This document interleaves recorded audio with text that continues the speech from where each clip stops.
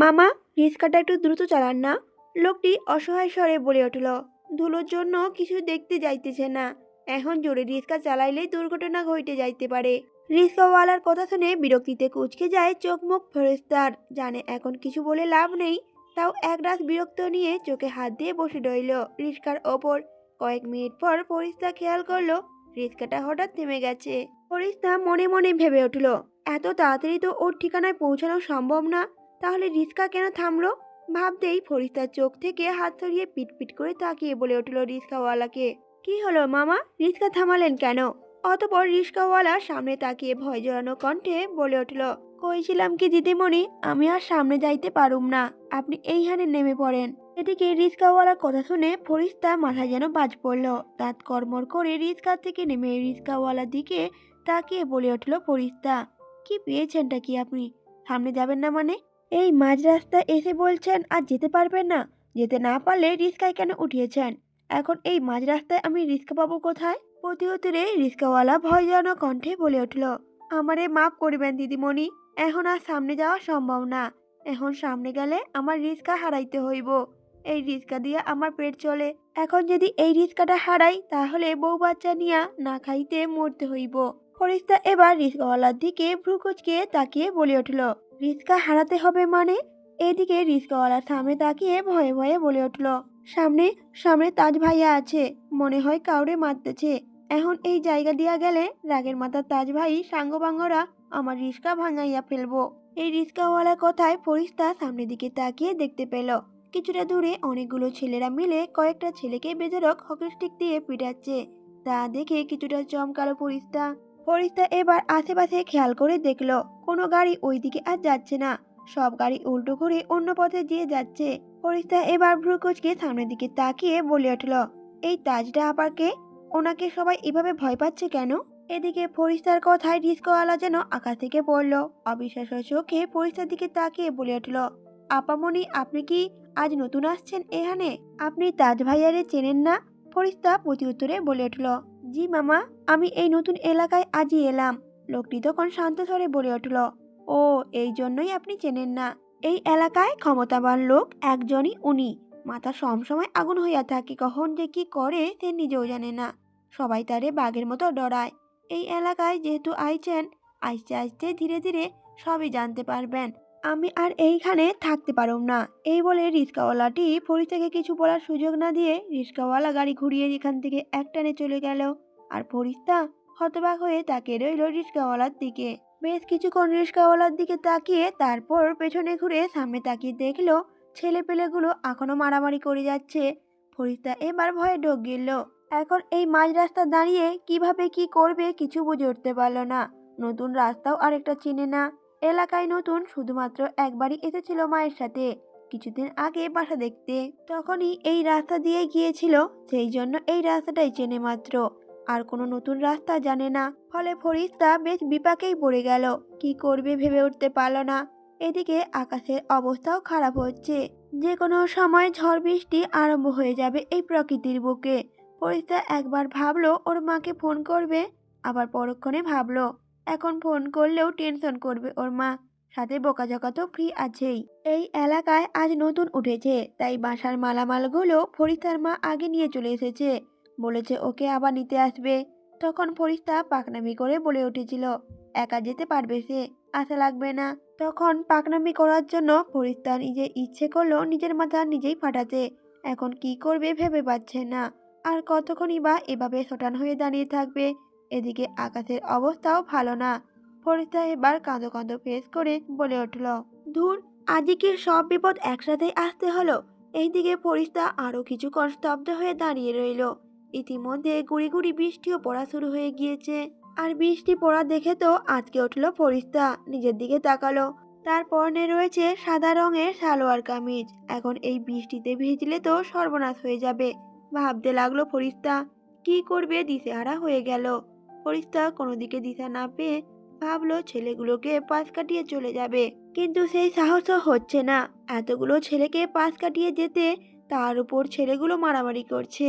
এদিকে বৃষ্টির বেগ ধীরে ধীরে বাড়তে লাগলো। ফরিস্তা আর কোনো উপায় না পেয়ে ভালো করে ওড়নাটা গায়ে জড়িয়ে নিয়ে ভয়ে ভয়ে কদম ফেললো সামনের দিকে। ভয়ে দুরু দুরু বুকে ফরিস্তার ছেলেগুলোর অনেকটা কাছে গিয়ে থেমে গেল।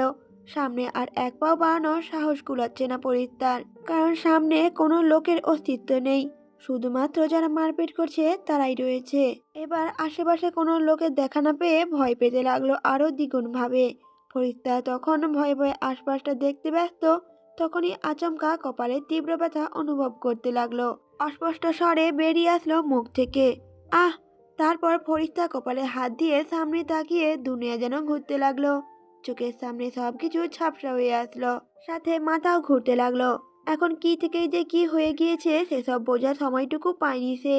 তীব্র ব্যথায় কপালে হাত দিয়ে চোখ মুখ কুঁচকে নিজেকে সামলানোর ব্যর্থ চেষ্টা করতে লাগলো ফরিস্তা। এদিকে হঠাৎ মেয়েলি আর্তনাদ শুনে চমকে পিছনে ঘুরল তাজ।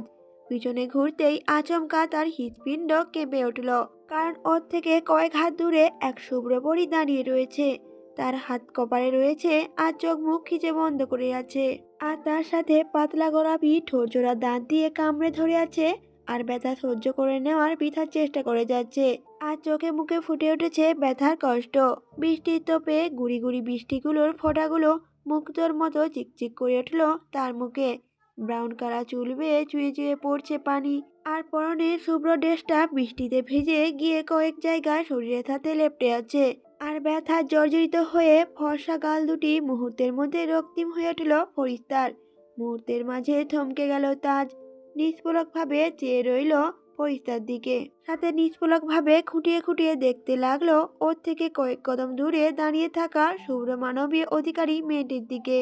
তখনই তাজের বন্ধু আরফি বাজঘাই গলায় তাজের সাইড থেকে বলে উঠল, এই মেয়ে, তুমি এখানে আসলে কোন সাহসে? আরফি এরকম বাজঘাই গলার ধমক শুনে চমকে উঠল ফরিস্তা। একে তো ফরিস্তা দুনিয়া শুদ্ধ সব ঘুরছে কপালে আঘাত লাগার ফলে, চোখ মুখে সব ঝাপসা দেখছে, তার উপর তাকে বাজঘাই গলায় ধমক দিচ্ছে। ভয়ে আত্মা কেঁপে উঠল ফরিস্তার। ফরিস্তা এবার কাঁপা কাঁপা ভাবে চোখ খুলতে চাইল, কিন্তু চোখ খুলতেই চোখের সামনে সবকিছু ঝাপসা হয়ে গেল। ফরিস্তা আবারও চোখ বন্ধ করে আবার আস্তে আস্তে চোখ খুলল। দেখলো সামনে একটা রক্তিম মুখশ্রী অধিকারী লোকটার চোখ জোড়া শীতল, তবু ওই রক্তিম চোখ জোড়া দেখে সহসাই বুক কেঁপে উঠল ফরিস্তার। সামনে থাকা লোকটার পরনে রয়েছে একটা কালো রঙের শার্ট, যা বৃষ্টিতে ভিজে লেপ্টে রয়েছে শরীরের ওপর, আর বুকের কাছে কয়েকটা বোতাম খোলা, যার জন্য ফর্সা বুকে কালো লোমগুলো ভাসমান হয়ে আছে লোকটার। মুখে রয়েছে খোঁচা খোঁচা দাড়ি আর খাড়া নাক, রক্তিম চোখ, সব মিলিয়ে সামনে থাকা লোকটাকে ফরিস্তার কাছে দানবীয় মানুষ মনে হচ্ছে। ফরিস্তা ভয়ে ঢোক গেল। তখন আবার বাজঘাই গলায় কেউ বলে উঠল, এই মেয়ে, কথা বলছো না কেন? এইদিকে ফরিস্তা ফের ধমক খেয়ে আবারও কেঁপে উঠল। কণ্ঠ অনুসরণ করে পাশে তাকাতে দেখতে পেল রাগী চোখে একটা ছেলে ওর দিকে তাকিয়ে আছে।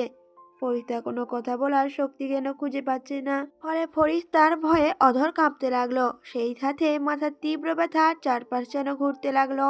ফরিস্তাকে কোনো কথা বলতে না দেখে আর সেই সাথে ড্যাব ড্যাব করে তাকে থাকতে দেখে আরপি ফের ধমক দিয়ে কিছু বলতে যাবে, তার আগেই তাজ হাতের ইশারায় আরপিকে চুপ থাকতে বলে কয়েক কদম ফরিস্তার কাছে এগিয়ে গেল।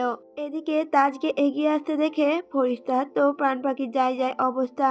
ভয়ে কাঁপা কাঁপা পায়ে দু কদম পিছিয়েও গেল। তাজ এবার ফরিস্তার দিকে ভ্রু কুঁচকে কিছুক্ষণ তাকিয়ে থেকে রাজবাড়ি কণ্ঠে বলে উঠল, এই মেয়ে, এলাকায় নতুন? হঠাৎ এমন রাজবাড়ি কণ্ঠ শুনে ফরিস্তার সাথে সাথে চমকে উঠল। চোখ তুলে তাকালে সামনে থাকা ছেলেটার চোখে চোখ পড়ে গেল। ওই রক্তিম চোখ পড়তেই সহসাই বুকের ভিতর কেঁপে উঠল ফরিস্তার। সাথে সাথে ফরিস্তার চোখ সরিয়ে নিচু স্বরে কাঁপা কাঁপা কণ্ঠে বলে উঠল, জি জি ভাইয়া। ফরিস্তার কথা শুনে তাজ রাজবাড়ি কণ্ঠে বলে উঠল, নতুন বলে আজ ছেড়ে দিলাম, আর যেই দুঃসাহস নিয়ে এখানে এসেছো সেই দুঃসাহস দ্বিতীয়বার যেন না দেখাও। তাজের রাজবাড়ি শান্ত কণ্ঠে দেওয়া হুমকিতে ফরিস্তা মাথা নাড়িয়ে সম্মতি দিল। এমন দুঃসাহস সে আর দেখাবে না।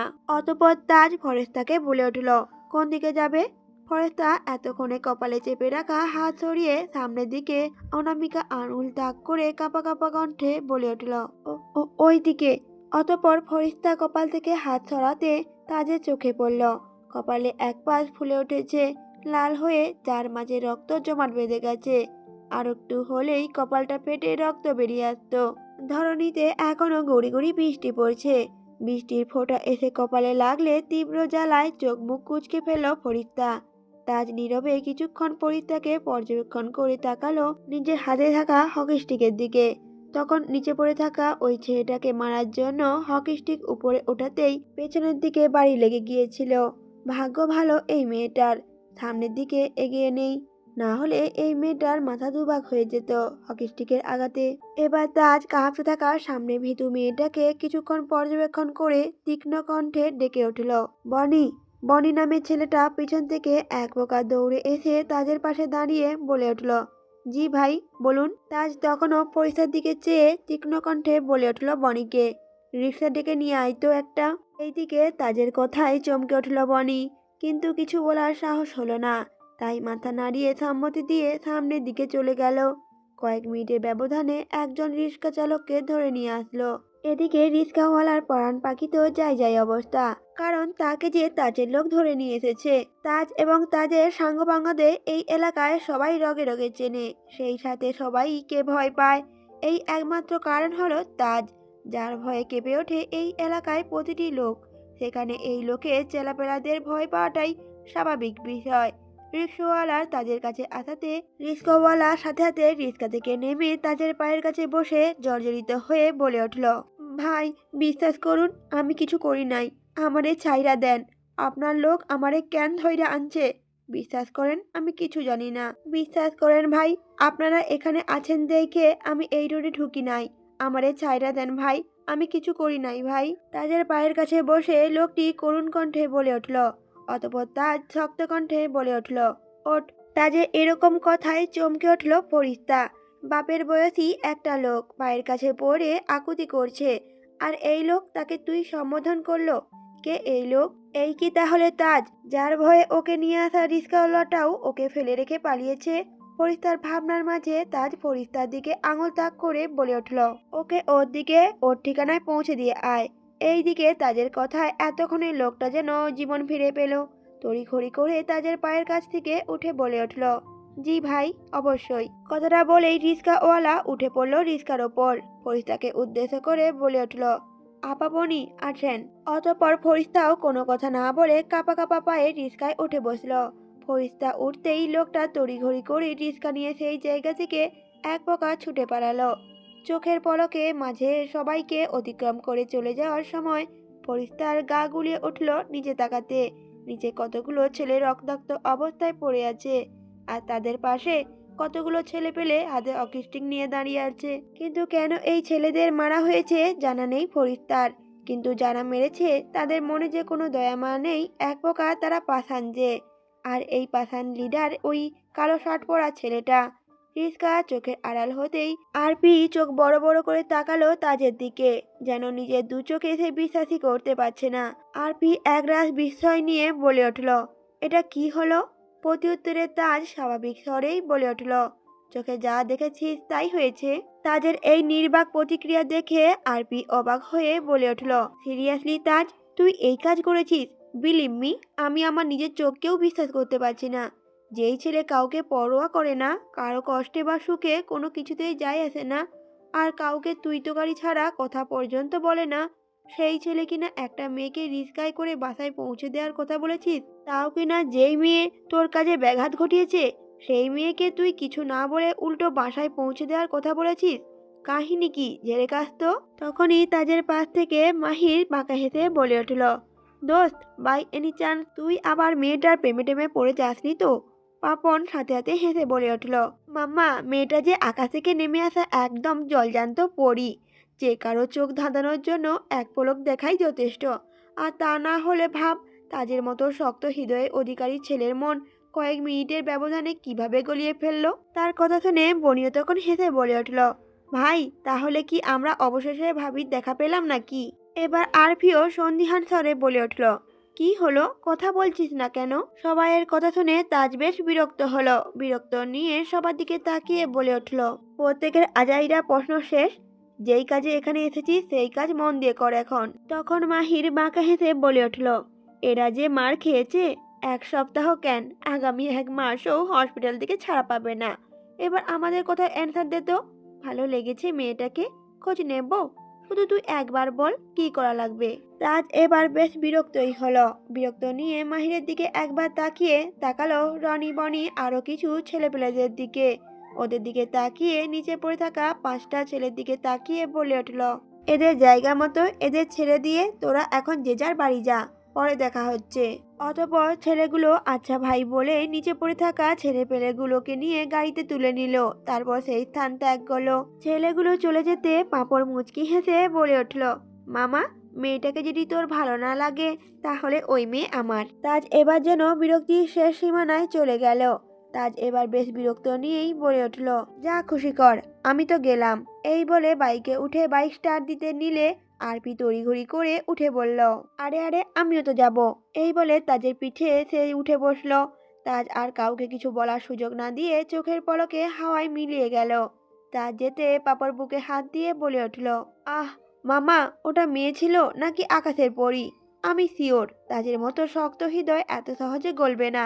তাহলে ওই মেয়ে এখন আমার। পাপড়ের কথায় তখন মহিম বলে ওঠে সন্দিহান স্বরে, কোথাও লেখা আছে নাকি ওই মেয়ে তোর? মহিমের কথা শুনে পাপড় এবার বিরক্ত স্বরেই বলে উঠল, দেখ মহিম, খবরদার ওই মেয়ের দিকে ভুলেও নজর দিবি না। মহিম তখন বাঁকা হেসে বলে উঠল, ওই মেয়ের জন্য যদি সত্যিই তাজের মনে জায়গা না হয়ে থাকে তাহলে তখন দেখা যাবে ওই মেয়ে কার হবে। তখন পাপড়ও বেশ ভাব নিয়ে বলে উঠল, আমিও দেখে নেব, তাজের পছন্দ না হলে আমি বাদে অন্য কারো হয় কিভাবে। মহিম তখন আবার বাঁকা হেসে বলে উঠল, আগে নিজের পুরনো গার্লফ্রেন্ডের সামাল দে, তারপর তো নতুনের দিকে সামাল দিবি। এই বলে মাহিম ও বাইকে উঠে পাপড়কে রেখেই চলে গেল। আর পাপড় দাঁত কিরমির করে মাহিমের যাওয়ার দিকে তাকিয়ে রইল। কাক ভেজা হয়ে বাসায় ফিরল ফরিস্তা। বাসার সামনে এসে রিক্সাওয়ালার ভাড়া মেটাতে গেলে রিক্সাওয়ালা ভাড়া লাগবে না বলে ফরিস্তাকে কিছু বলার সুযোগ না দিয়ে সেখান থেকে চলে গেল। আর ফরিস্তা সেদিকে কিছুক্ষণ হতাশার দৃষ্টিতে তাকিয়ে থেকে সিঁড়ি বেয়ে দোতলায় উঠল। আজ কেন যেন লিফটটা বন্ধ হয়ে রয়েছে, যার জন্য সিঁড়ি বেয়ে উপরে উঠতে হলো তাকে। শরীরটাকে টেনে টুনে কোনো রকমের দোতলায় উঠল। এইটুকু উঠতে একদম হাঁপিয়ে গেল ফরিস্তা।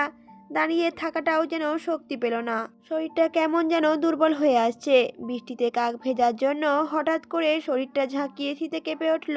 সেই সাথে মাথার তীব্র যন্ত্রণা ধীরে ধীরে বাড়তে লাগলো ফরিস্তার।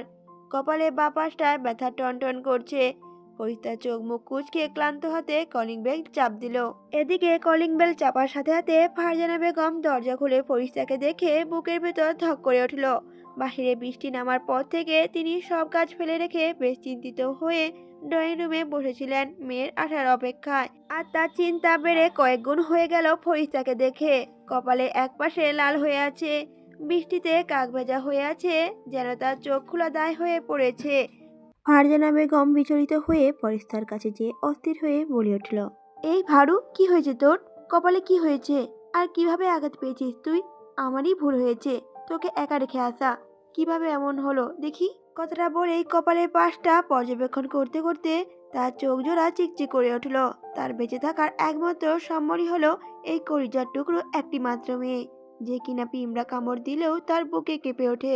আর সেখানে মেয়ে এত বড় আঘাত পেয়েছে, ভাবতে চোখের পানি চলে আসলো।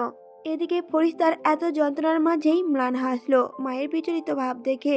ও জানে ওর একটু আঘাত পেলেই ওর মা ফারজানা বেগম প্রচন্ড অস্থির হয়ে পড়েন। ফারজানা বেগম আর কোনো প্রশ্ন না করে দ্রুত মেয়েকে নিয়ে ভিতরে গেলেন। বুকের ভিতর চিনচিন করে ব্যথা করছে মেয়েটার এমন অবস্থা দেখে। বারবার নিজেকে দোষারোপ করতে লাগলো তিনি, কেন মেয়েটাকে একা ছেড়ে এলো। ফরিস্তা কোনো রকম জামা কাপড় চেঞ্জ করে এসে বসলো। শীতে শরীর থরথর করে কাঁপছে, সাথে তীব্র মাথা যন্ত্রণা এবং মাথা ব্যথা করছে। ওয়াশরুম থেকে ফরিস্তা বের হয়ে মাকে সামনে দাঁড়িয়ে থাকতে দেখে নিজের যন্ত্রণাগুলো লুকাতে চাইলো, কারণ ও জানে ওর এই কষ্ট দেখলে ওর চেয়েও ওর মা বেশি কষ্ট পাবে। কিন্তু মায়েদের থেকে কি আদৌ লুকানো সম্ভব? মায়েরা যে সন্তানের কণ্ঠ শুনলেই বুঝে যায় সন্তানে কিছু একটা হয়েছে। সেখানে ও তো স্বয়ং জন্মদাত্রী মায়ের সামনে দাঁড়িয়ে রয়েছে। ফারজানা বেগম ফরিস্তাকে ধরে বেডে বসিয়ে দিলেন। কপালের পাশে আলতো করে হাত রেখে কাতর স্বরে বলে উঠলেন, হারু, বেশি কষ্ট হচ্ছে কপালে? মায়ের কাতর কণ্ঠস্বর শুনে ফরিস্তার চোখে পানি চলে আসলো। এই দুনিয়াতে ওর মা ছাড়া আপন বলতে আর যে কেউ নেই। এই মা সব সময় বুকের মাঝে আগলে রেখেছে এতকাল। ছোটবেলায় খেলতে গেলে যখন পড়ে ব্যথা পেত তখন ওর আগেই যেন ওর মায়ের কান্না চলে আসতো। এক চিমটিও মেয়ের কষ্ট সহ্য করতে পারতেন না ফারজানা বেগম। সেখানে আজ এত বড় আঘাত পেয়েছে। ফরিস্তারও নিজেকে নিজে সামাল দিতে বেশ কষ্টই হয়ে যাচ্ছে। আসলে এর আগে তো কখনো এত জোরে আঘাত পায়নি। সবসময় ফারজানা বেগম আগলে রেখেছেন ওকে বুকের মাঝে। আজ যেন ব্যথাটা শরীরে কুলাচ্ছে না। বাহিরে প্রবল বেগে এখনো বৃষ্টি নামছে। এদিকে সন্ধ্যাও ঘনিয়ে এসেছে। এই অবস্থায় ফারজানা বেগম মেয়েকে নিয়ে কি করবেন বুঝে উঠতে পারলেন না। একা তো নতুন এই এলাকায় এসেছে তিনি, ভালো করে সবকিছু চেনে না। তবুও তিনি বসে না থেকে ফরিস্তাকে নিয়ে হসপিটালে যেতে চাইলেন। কিন্তু তাতে ফরিস্তা ঘোর আপত্তি জানালো এই বৃষ্টির ভিতর সে কোথাও যাবে না, বা তার ঔষধ খেলেই সেরে যাবে। ফারজানা বেগম অনেক চেষ্টা করেও পারলেন না ফরিস্তাকে হসপিটালে নিয়ে যেতে। ফরিস্তাকে রাজি করাতে না পেরে তিনি হতাশার শ্বাস ফেললেন।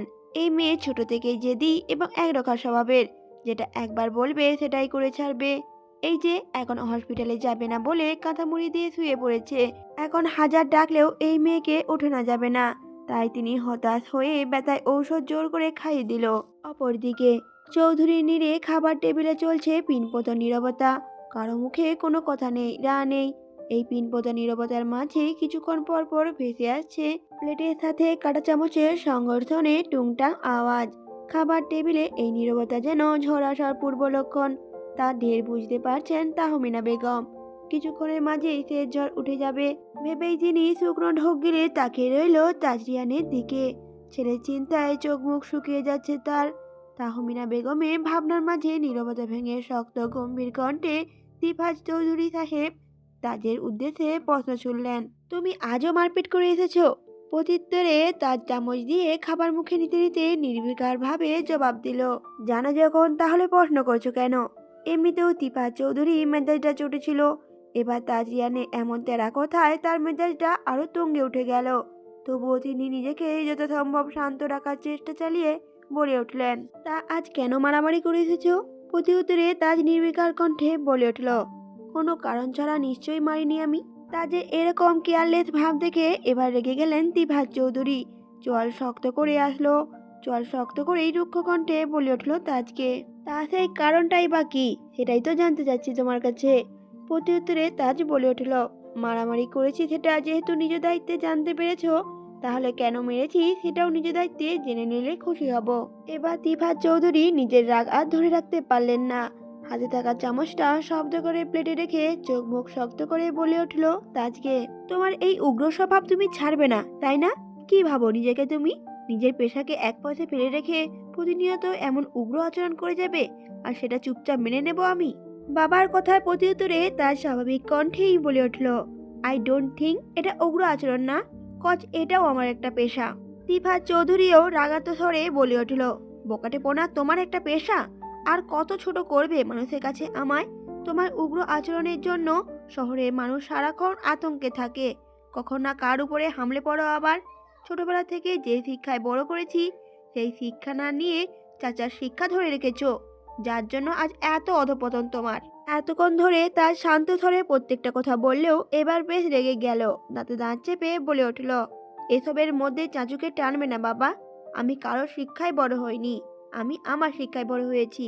প্রতি উত্তরে তিফাজ চৌধুরীও রাগী স্বরে বলে উঠল, হ্যাঁ, নিজের শিক্ষায় যে কত বড় হয়েছো তা তো দেখতেই পাচ্ছি। তোমার এই উগ্র আচরণ আমি মোটেও টলারেট করব না। এখনো সময় আছে, চাচার শিক্ষা রেখে নিজের পেশায় মন দাও। প্রতি উত্তরে তাজ দাঁতে দাঁত চেপে বলে উঠল, বলেছি না সব কিছুর মাঝে চাচুকে টানবে না। বলে তাজ শব্দ করে খাবারের প্লেটটা দূরে সরিয়ে দিয়ে উঠে দাঁড়ালো। তাজ আবারও দাঁতে দাঁত চেপে বলে উঠল, নেক্সট টাইম আমার ব্যাপারে চাচুকে টানলে ভুলে যাব আমার আর একটা পেশা আছে। কথাগুলো বলেই হনহনিয়ে খাবারটা ফেলে তাজ উপরে চলে গেল। তাজের যাওয়ার দিকে তাকিয়ে তিফাজ চৌধুরীও চেঁচিয়ে বলে উঠল, আরে ছাড়ো, তোমার ওই নামের পেশায় এখন তো কিছু যায় আসে না। নিজের নামের পাশে তো পার্মানেন্ট পেশা যোগ করে নিয়েছো, বকাটে পেশা। এখন আর ওই পেশা তোমার কিসের দরকার? আর যাই হোক, একজন বকাটে অমন সম্মানীয় পেশার যোগ্য না। তিফাজ চৌধুরীর কথা তাজ শুনল, কিন্তু কোনো জবাব না দিয়ে সোজা রুমে যেয়ে বিকট শব্দ করে দরজাটা লাগিয়ে দিল। যেন সেই শব্দে কেঁপে উঠল ডাইনিং টেবিলের উপস্থিত থাকা প্রত্যেকটা মানুষ। তাজের এরকম কাজে তিফাজ চৌধুরী রাগে হিসিয়ে তাহমিনা বেগমের দিকে তাকিয়ে বলে উঠল, দেখেছো তাহমিনা, তোমার ছেলে দিনকে দিন কেমন বেয়াদব হয়ে যাচ্ছে। এইদিকে তিফা চৌধুরীর কথায় তাহমিনা বেগম মাথা নিচু করে ফেলল, কারণ ছেলেকে শত বুঝিয়েও পারল না তাহমিনা বেগম এই উগ্র আচরণ থেকে দূরে সরিয়ে আনতে। তিফা চৌধুরী এবার অপোজিট পাশে বসা ভাই সৌরভ চৌধুরীর দিকে তাকিয়ে দাঁতে দাঁত চেপে বলে উঠল, এবার দেখলে তো তোমার শিক্ষার ফল। এই বলে তিনি খাবার ছেড়ে হনহনিয়ে চলে গেল। এদিকে তিফা চৌধুরী কথায় সৌরভ চৌধুরীও মাথা নিচু করে ফেলল। তিফাজ, রিফাজ আর সৌরভ চৌধুরী হলো চৌধুরী বাড়ির ছেলে। 3 ভাইয়ের ভিতরে ছোট হলো সৌরভ চৌধুরী। তাকে জন্ম দিতে গিয়ে তাদের মায়ের মৃত্যু হয়েছিল। সেই থেকে বড় 2 ভাই আর বাবা সবাই মিলে সৌরভ চৌধুরীকে বড় করেছিল। সবার ছোট হওয়ায় সবার খুব আদরের ছিল সৌরভ চৌধুরী। সৌরভ চৌধুরী একটু বড় হতে তাদের বাবা আর তাদেরও একা করে ছেড়ে চলে যায় পরপারে। তখন থেকে বড় ভাই তিফাজ আর মেজ ভাই রিফাজ চৌধুরী ছায়ার তলে থেকে বড় হয় সৌরভ চৌধুরী। তিফাজ চৌধুরী পেশায় ডক্টর, তাই তিনি চাইতেন তার ছোট ভাইও তার মতো ডক্টর হোক। কিন্তু সৌরভ চৌধুরী ছিল কিছুটা উগ্র স্বভাবের, সবার আদরে ছায়াতলে থেকে কিছুটা বেঁকে গিয়েছিল, যার জন্য তিফাজ চৌধুরী শত চেষ্টা করেও পড়ালেখার দিকে কন্ট্রোলে আনতে পারেনি। তিফাজ চৌধুরীর শেষে হাল ছেড়ে দিয়ে মেজ ভাই রিপাতের সাথেই বিজনেসে জয়েন হতে বললেন। এখানেও সৌরভ চৌধুরী বেঁকে বসলেন, কারণ তার ঝোঁক ছিল রাজনীতির প্রতি। এই রাজনীতি থেকে তাকে সরানোর জন্য কম চেষ্টা করেননি তিফাজ চৌধুরী, কিন্তু কোনো কিছুতেই কাজ হলো না। সেই থেকে ছোট ভাইয়ের প্রতি তার রাগ রয়ে গিয়েছে। সেই রাগ দ্বিগুণ হয়েছে যখন দেখলেন তার একমাত্র ছেলে তাজকে সৌরভ চৌধুরী রাজনীতির দিকে ঝুঁকে আনতে। সেই থেকে ছেলেকে কড়া শাসনে বড় করতে লাগলো, কিন্তু সেই শেষে এসে চাচার স্বভাব ছেলে আয়ত্ত করেছে। সেই থেকে ছোট ভাইয়ের প্রতি তার রাগ এবং ক্ষোভের অংশ বেড়ে গিয়েছিল। এদিকে সৌরভ চৌধুরীও মাথা নিচু করে বসে আছে অপরাধ বোধে। ছোটবেলা থেকে সবার বিরুদ্ধে যেয়ে রাজনীতিতে জড়ালো, আস্তে আস্তে এমপির পদও হাসিল করে নিয়েছে তিনি। কিন্তু রাজনীতির পিছে ছুটতে ছুটতে তিনি নিজের দিকে তাকাতেই ভুলে গিয়েছিল প্রায়, যার জন্য বিয়ে পর্যন্ত করেননি। একটা সময় ভেবে নিল সে বিয়েই আর করবে না, এই রাজনীতি নিয়েই সারা জীবন পার করবে। তার লাইফে 2টি জিনিস সবচেয়ে আপন ছিল। তার প্রথম ছিল রাজনীতি, আর দ্বিতীয় হলো তাজ। তার জন্মের পর প্রথম চাচা হওয়ার অনুভূতিতে যেন বাবা হওয়ার স্বাদ পেয়েছে তিনি। আর তাজ এই ছোট চাচু বলতেই পাগল ছিল প্রায়। সব সময় সৌরভ চৌধুরীর সাথেই থাকতো সে। আস্তে আস্তে ধীরে ধীরে সৌরভ চৌধুরীর সাথে তাজেরও রাজনীতির প্রতি ঝোঁক বাড়তে লাগলো। সৌরভ চৌধুরী জানতো তার বড় ভাই রাজনীতি পছন্দ করে না, তাই তিনি চাইতেন তাজকে রাজনীতি থেকে দূরে রাখতে। কিন্তু তাজও ছিল তার মতোই একরোখা আর জেদি স্বভাবের, যার জন্য সে চাইলেও রাজনীতি থেকে তাজকে দূরে রাখতে পারেনি। আর সেই তাজ বড় হয়ে এতটা যে উগ্র হবে তিনি কল্পনাতেও করতে পারেননি। বাবা চাপে পড়ে রাজনীতিতে সরাসরি যোগ না দিতে পারলেও তাজ রাজনীতির বাপ হয়ে উঠেছে এখন। সৌরভ চৌধুরী এমপি হলেও ওকে লোকে যতটা না ভয় পায় তার থেকেও কয়েক গুণ বেশি ভয় পায় তাজকে। কিন্তু কখনো তিনি চাইতেন না তাজ ওর মতো উগ্র স্বভাবের হোক, কিন্তু তাজ তাকে ছাড়িয়েও কয়েক ধাপ এগিয়ে গিয়েছে। ভাবতেই সৌরভের চৌধুরী মাথা নিচু হয়ে যায়, অপরাধ বোধ হয় তার জন্য তার ভাতিজা এতটা উগ্র স্বভাবের হয়েছে। রিফা চৌধুরী এবার সৌরভের দিকে তাকিয়ে শান্ত স্বরে বলে উঠল, ভাইয়ের কথা কষ্ট পাস না ছোট, ভাইয়ের মাথা ঠিক নেই। এখন তাদের যে উগ্র আচরণ তা দেখে রাগের মাথায় ওগুলো বলে ফেলেছে তোকে। রিফা চৌধুরী কথায় ছলো ছলো চোখে সৌরভ চৌধুরী তাকিয়ে ম্লান হেসে বলে উঠল, বড় ভাই ভুল কিছু বলেনি কথাটা। বলেই সৌরভ চৌধুরী চেয়ার থেকে উঠতে উঠতে তাহমিনা বেগমকে বলে ওঠেন শান্ত স্বরে, ভাবি তাজের খাবারটা আমার রুমে পাঠিয়ে দিও, আমি দেখছি ওকে। কথাটা বলেই উপরের দিকে চলে গেল। সৌরভ চৌধুরী যাওয়ার পরে তাকিয়ে রিফা চৌধুরী একটা দীর্ঘ নিঃশ্বাস ছাড়লেন। তিনিও খাওয়া ছেড়ে উঠে গেল। এখন আর গলা দিয়ে খাবার নামবে না তার। তিনি বললেন রাহেলা বেগমকে, আমার মাথাটা ধরেছে, 1 কাপ কড়া করে চা পাঠিয়ে দিও তো। রিফাত চৌধুরী কথাটা বলতে বলতে চলে গেলেন। তাহমিনা বেগম আর রেহেনা বেগম যেন চুপচাপ টেবিলে এক কোণে দাঁড়িয়ে আছে। সবাই চলে গেলে রেহেনা বেগম তাহমিনার কাঁধে হাত রেখে বলে উঠলেন, ভাবি এত টেনশন করবেন না, সব ঠিক হয়ে যাবে, আল্লাহ ভরসা। আপনি বসুন, খেয়ে নেবেন চলুন। 3 দিন না খেয়ে নিজের হাল কেমন করেছেন একবার দেখেছেন? তাহমিনা বেগম তখন কাতস্বরে বলে উঠল, রেহেনা তুমি খেয়ে নাও, আমি পরে খেয়ে নেব। আমি তাজের খাবারটা সৌরভের কাছে দিয়ে আসি এখন। এই বলে তিনি খাবার বাড়তে নিবে, ঠিক তখনই রেহলা বেগম তাকে খাবার বাড়তে না দিয়ে জোর করে খাবার টেবিলে বসিয়ে দিলেন। খাবার বেড়ে দিল এবং খাওয়ার জন্য বলে উঠল। সম্পর্কে তাহমিনা বেগম বড় যা হলেও এদের মাঝে সম্পর্কটা ঠিক আপন বোনের মতো। একে একে সবাই খাবার ছেড়ে যাওয়ার পর এখন খাবার টেবিলে উপস্থিত রয়েছে শুধু তাহমিনা বেগম আর রেহেলা বেগম। আর তাদের অপোজিট পাশে রেহেলা বেগমের দুই যমজ সন্তান বসে রয়েছে, সাফওয়ান আর রুষা। সাফওয়ান আর রুষা তাদের চেয়ে বছর খানিকের ছোট। এতক্ষণ যেই তাণ্ডব বয়ে গিয়েছে তাতে তারা টু শব্দ না করলেও এবার বড় চাচির দিকে তাকিয়ে খুব খারাপ লাগলো। সাফওয়ান এবার গলা ঝেড়ে তাহমিনা বেগমের উদ্দেশ্যে বলে উঠলেন, বড় মা, আগে নিজের দিকে খেয়াল দিও। কি অবস্থা নিজের করেছো? তাজ ভাইয়াদের চিন্তা একপাশে ফেলে দাও। ও দিন দিন যেই উগ্র হয়ে উঠছে, তোমার দিকে তো ওর কোনো খেয়ালই নেই। রুষা এবার হেসেই বলে উঠল, বড় মা, তাজ ভাইয়াকে বিয়ে দিয়ে দাও, দেখবে বউ পেলেই শুধরে যাবে, তখন তোমার মাথা থেকেও এইসব চিন্তা নেমে যাবে। রুষার কথা শুনে তাহমিনা বেগম হতাশ শ্বাস ফেলে বলে উঠলেন, ছেলে কোনো কথা শুনলে তো বিয়ে দেব। রুষা তখন প্রত্যুত্তরে হেসে বলে উঠল, বড় ভাইয়া খুবই অদ্ভুত একসাথে দুটো পেশা হ্যান্ডেল করছে দেখো। একটা পেশা সবচেয়ে সম্মানী, আবার আরেকটা পেশা সবচেয়ে অসম্মানীয়। ছোট চাচু আর বড় চাচু দুজনের দেওয়া দুই রকম শিক্ষা একসাথে ধরে রেখেছে। আমার তো বিষয়টা দারুণ লাগে। কথাটা বলেই রুষা দাঁত কেলিয়ে হাসলো। সাফওয়ান রুষার মাথায় গাঁটটা মেরে বলে উঠল, এই এত পক পক না করে চুপচাপ খাতো। তোর যেমন মাথা মোটা, তেমনি তোর পছন্দ তেমন মাথা মোটা টাইপ। এবার রুষা দাঁত কটমট করে সাফওয়ানের দিকে তাকিয়ে ঝগড়া বাড়াতে যাবে, তার আগেই রেহলা বেগম ধমকের স্বরে বলে ওঠেন, এই এখন যদি দুটো আবার ঝগড়া লাগাস তাহলে মার একটাও নিচে পড়বে না। রাহেলা বেগমের ধমকে রুষা এবার ঠোঁট উল্টে তাহমিনা বেগমের দিকে তাকিয়ে বলে উঠল, বড় মা, দেখলে তো, আমি কিছু বলতে গেলেই আম্মু এমন করে সবসময়। রুষার কথায় তাহমিনা বেগম হালকা হেসে বলে উঠলেন, হ্যাঁ রে মেজো, আমার মেয়েটার সাথে এমন করিস কেন বলতো সবসময়। রাহেলা বেগম এবার বিরক্ত হয়ে বলে ওঠেন, হয়েছে মেয়ে সাফাই গাওয়া, আর লাগবে না, এবার খাওয়া শুরু করো সবাই। তারপর সাফওয়ান আর রুষার খুনসুটিতে সবার মন কিছুটা হালকা হলো। সবার খাওয়া হলে তাহমিনা বেগম দুটো প্লেটে খাবার নিয়ে সৌরভ চৌধুরী রুমে দিয়ে আসলো। সৌরভ চৌধুরী খাবার নিয়ে তাদের রুমের কাছে যেয়ে দরজা লক করলো। তার দরজা না খুলে সৌরভ চৌধুরীকে বলে উঠল, চাচু, আমাকে কিছুক্ষণ একা থাকতে দাও। সৌরভ চৌধুরী তখন অসহায় স্বরে বলে উঠল, আমি যদি তোর শুধু চাচু হতাম তাহলে তোকে একা ছেড়ে দিতাম, কিন্তু আমি তোর চাচুর আগে বেস্ট ফ্রেন্ড, তাই একা ছাড়ছি না। জলদি দরজা খোল, তোর জন্য আমিও না খেয়ে চলে এসেছি। তাড়াতাড়ি দরজা খোল, খোদায় আমার পেটে ইঁদুর দৌড়াচ্ছে। তাজ এবার দরজা খুলে দাঁত চেপে বলে উঠল কটমট করে, কি সমস্যা? সৌরভ চৌধুরী তখন বলে উঠলেন বিরক্ত হয়ে, তোকে বলতে হবে নাকি কি সমস্যা, সব সামনে থেকে। এবার তাজ সম্পূর্ণ দরজাটা খুলে দিল আর সৌরভ চৌধুরী তাজের পাশ কাটিয়ে রুমে ঢুকে গেল।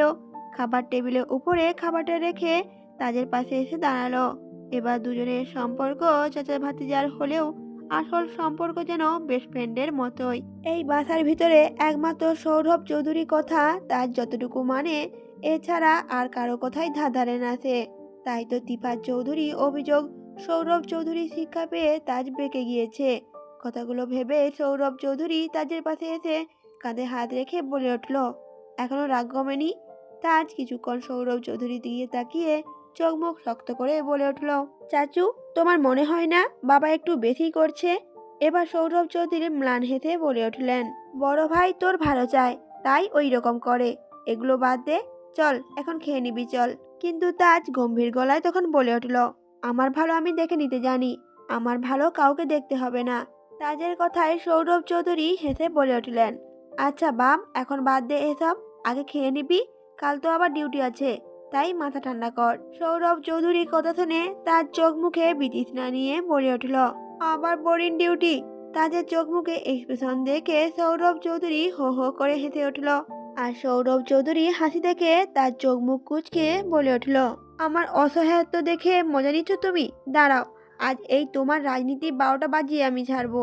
তাদের কথায় সৌরভ চৌধুরী হাসি থামিয়ে চোখ পাকিয়ে তাকিয়ে বলে উঠল, আমাকে ব্ল্যাকমেল করছিস? দাঁড়া, বড় ভাইকে বলে তোর ডিউটি আরো বাড়ানোর ব্যবস্থা করছি আমি। এদিকে সৌরভ চৌধুরী মুখে ডিউটি বাড়ানোর কথা শুনে তার চোখ মুখ খিচে বলে উঠল, চাচু। সৌরভ চৌধুরীও হেসে বলে উঠলেন, বলো ভাতিজা। আবার তাজ বলে উঠল, তুমি কিন্তু বেশি বেশি করছো এবার। সৌরভ চৌধুরী হেসে বলে উঠল, তুমিও কিন্তু বেশি বেশি করছো। এবার তার চোখ মুখ কুঁচকে সৌরভ চৌধুরীর দিকে তাকিয়ে তারপর বাঁকা হেসে বলে উঠল, দাঁড়াও, এবার পাশের বাসায় রহিমা আন্টিকে ছোট মা করার ব্যবস্থা করছি আমি। সৌরভ চৌধুরী এবার হেসে বলে উঠল, আমার পিছে লেগে লাভ নেই ভাতিজা, আগে নিজেকে তো বাঁচাও। দাঁড়াও, তোমাকে একটা সিক্রেট খবর দেই, বড় ভাই তোমার জন্য মেয়ে দেখছে। এবার মনে হয় বিয়ের তকমা লাগলো বলে তোমার কপালে ভাতিজা। কথাটা বলেই সৌরভ চৌধুরী কিছুটা শব্দ করেই হেসে উঠল, আর তাজ সেদিকে তাকিয়ে কিছুক্ষণ চোখ মুখ কুচকে থেকে বলে উঠল, চাচু চলো তাহলে একটা কাজ করি। সৌরভ চৌধুরী তখন হাসি থামিয়ে ভ্রু কুচকে বলে উঠল তাজকে, কি কাজ করব? তখন বলে উঠল তাজ, চলো বাবাকে আর একটা বিয়ে করে দেই। এবার তাদের কথা শুনে সৌরভ চৌধুরী বিষম খেয়ে চোখ কপালে উঠে গেল। গোল গোল চোখে তাজের দিকে তাকিয়ে চেঁচিয়ে বলে উঠল সৌরভ চৌধুরী, কি বলছিস এসব তাজ? তাজ তো তখনও হেসে বলে উঠল, শোনো আমার কথা, বাবা যেভাবে সারাদিন আমাদের পিছিয়ে বিচ্ছুর মতো লেগে থাকে, শুনেছি নতুন বউ পেলে পুরুষ মানুষ নাকি দিন দুনিয়া সব ভুলে যায়। এখন যদি নতুন বউ পেয়ে বাবা দিন দুনিয়া ভুলে আমাদের পিছু একটু ছাড়ে, তাহলে তো আমাদের রাস্তা ক্লিয়ার। বুঝেছো? বুদ্ধিটা দারুণ না বলো? তাজে এরকম কথায় সৌরভ চৌধুরী হাসবে না কাঁদবে কিছুই বুঝে উঠতে পারল না। পিছু ছাড়ানোর জন্য নিজের বাবাকে আরেকটা বিয়ে দিবে, ভাবা যায়? এদিকে তিফাত চৌধুরী হসপিটালে যাচ্ছিল ইমার্জেন্সি রোগী দেখতে, কারণ হসপিটালে এখনই ইমার্জেন্সি রোগী এসেছে। তার বাসা যেহেতু সবচেয়ে কাছে, তাই তাকেই ডেকে নেওয়া হলো। তিনি রেডি হয়ে হসপিটালে যাওয়ার জন্য বের হয়ে তাজের রুমের পাশ দিয়ে যাওয়ার সময় দুই চাচা ভাতিজার কথোপকথন শুনে তিফাত চৌধুরী কাশি উঠে গেল। হঠাৎ রুমের বাইরে কাশি আওয়াজ শুনতে পেয়ে তাজ আর সৌরভ চৌধুরী একসাথে রুম থেকে বেরিয়ে রুমের বাইরে তিফাত চৌধুরীকে দেখে দুজনেই চোখ বড় বড় হয়ে গেল। এই মুহূর্তে মোটেও তিফাত চৌধুরীকে কেউ এখানে আশা করেননি। তাজ আর সৌরভ চৌধুরীকে রুম থেকে বের হতে দেখে তিফাত চৌধুরী দাঁত কটমট করে দুজনের দিকে তাকিয়ে হন হন করে সেখান থেকে চলে গেল। হাতে টাইম নেই, ইমার্জেন্সি হসপিটালে পৌঁছতে হবে, তাই কিছু না বলে রাগে ফুঁসতে ফুঁসতে নিচে চলে গেল তিফাত চৌধুরী। আর এদিকে তিফাত চৌধুরী যেতে সৌরভ চৌধুরী তাজের কাঁধে হাত রেখে জড়িয়ে ধরে অসহায় পেট করে বলে উঠল, ভাতিজা, সমস্যার সমাধান করার বদলে তো উল্টো কেস খেয়ে গেলাম, এবার কি হবে? নিস্তব্ধ নিরিবিলি মধ্যরাতে চিন্তিত হয়ে মেয়ে শিওরে বসে মাথায় জলপট্টি দিচ্ছেন ফারজানা বেগম। রাত বাড়ার সাথে সাথে ফরিদ তার কপালে আর শরীরে জ্বরের তাপমাত্রা উঠেছে। রাত বাজে প্রায় 3টা, কিন্তু কিছুতেই শরীর থেকে যেন জ্বর কমছে না, আর সাথে উল্টো তো সময়ের সাথে সাথে জ্বরটা ক্রমশ বেড়ে চলেছে। মেয়ের অবস্থা দেখে ফারজানা বেগম কোনো দিকে দিশা খুঁজে পাচ্ছেন না।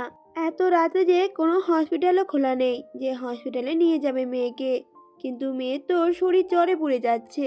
এই অবস্থায় মেয়েকে ঘরে নিয়ে বসে থাকতেও পারছে না ফারজানা বেগম। ফারজানা বেগম এবার অস্থির হয়ে মেয়ের মাথায় জলপট্টি দিচ্ছে আর প্রহর গুনছে কখন ভোর হবে।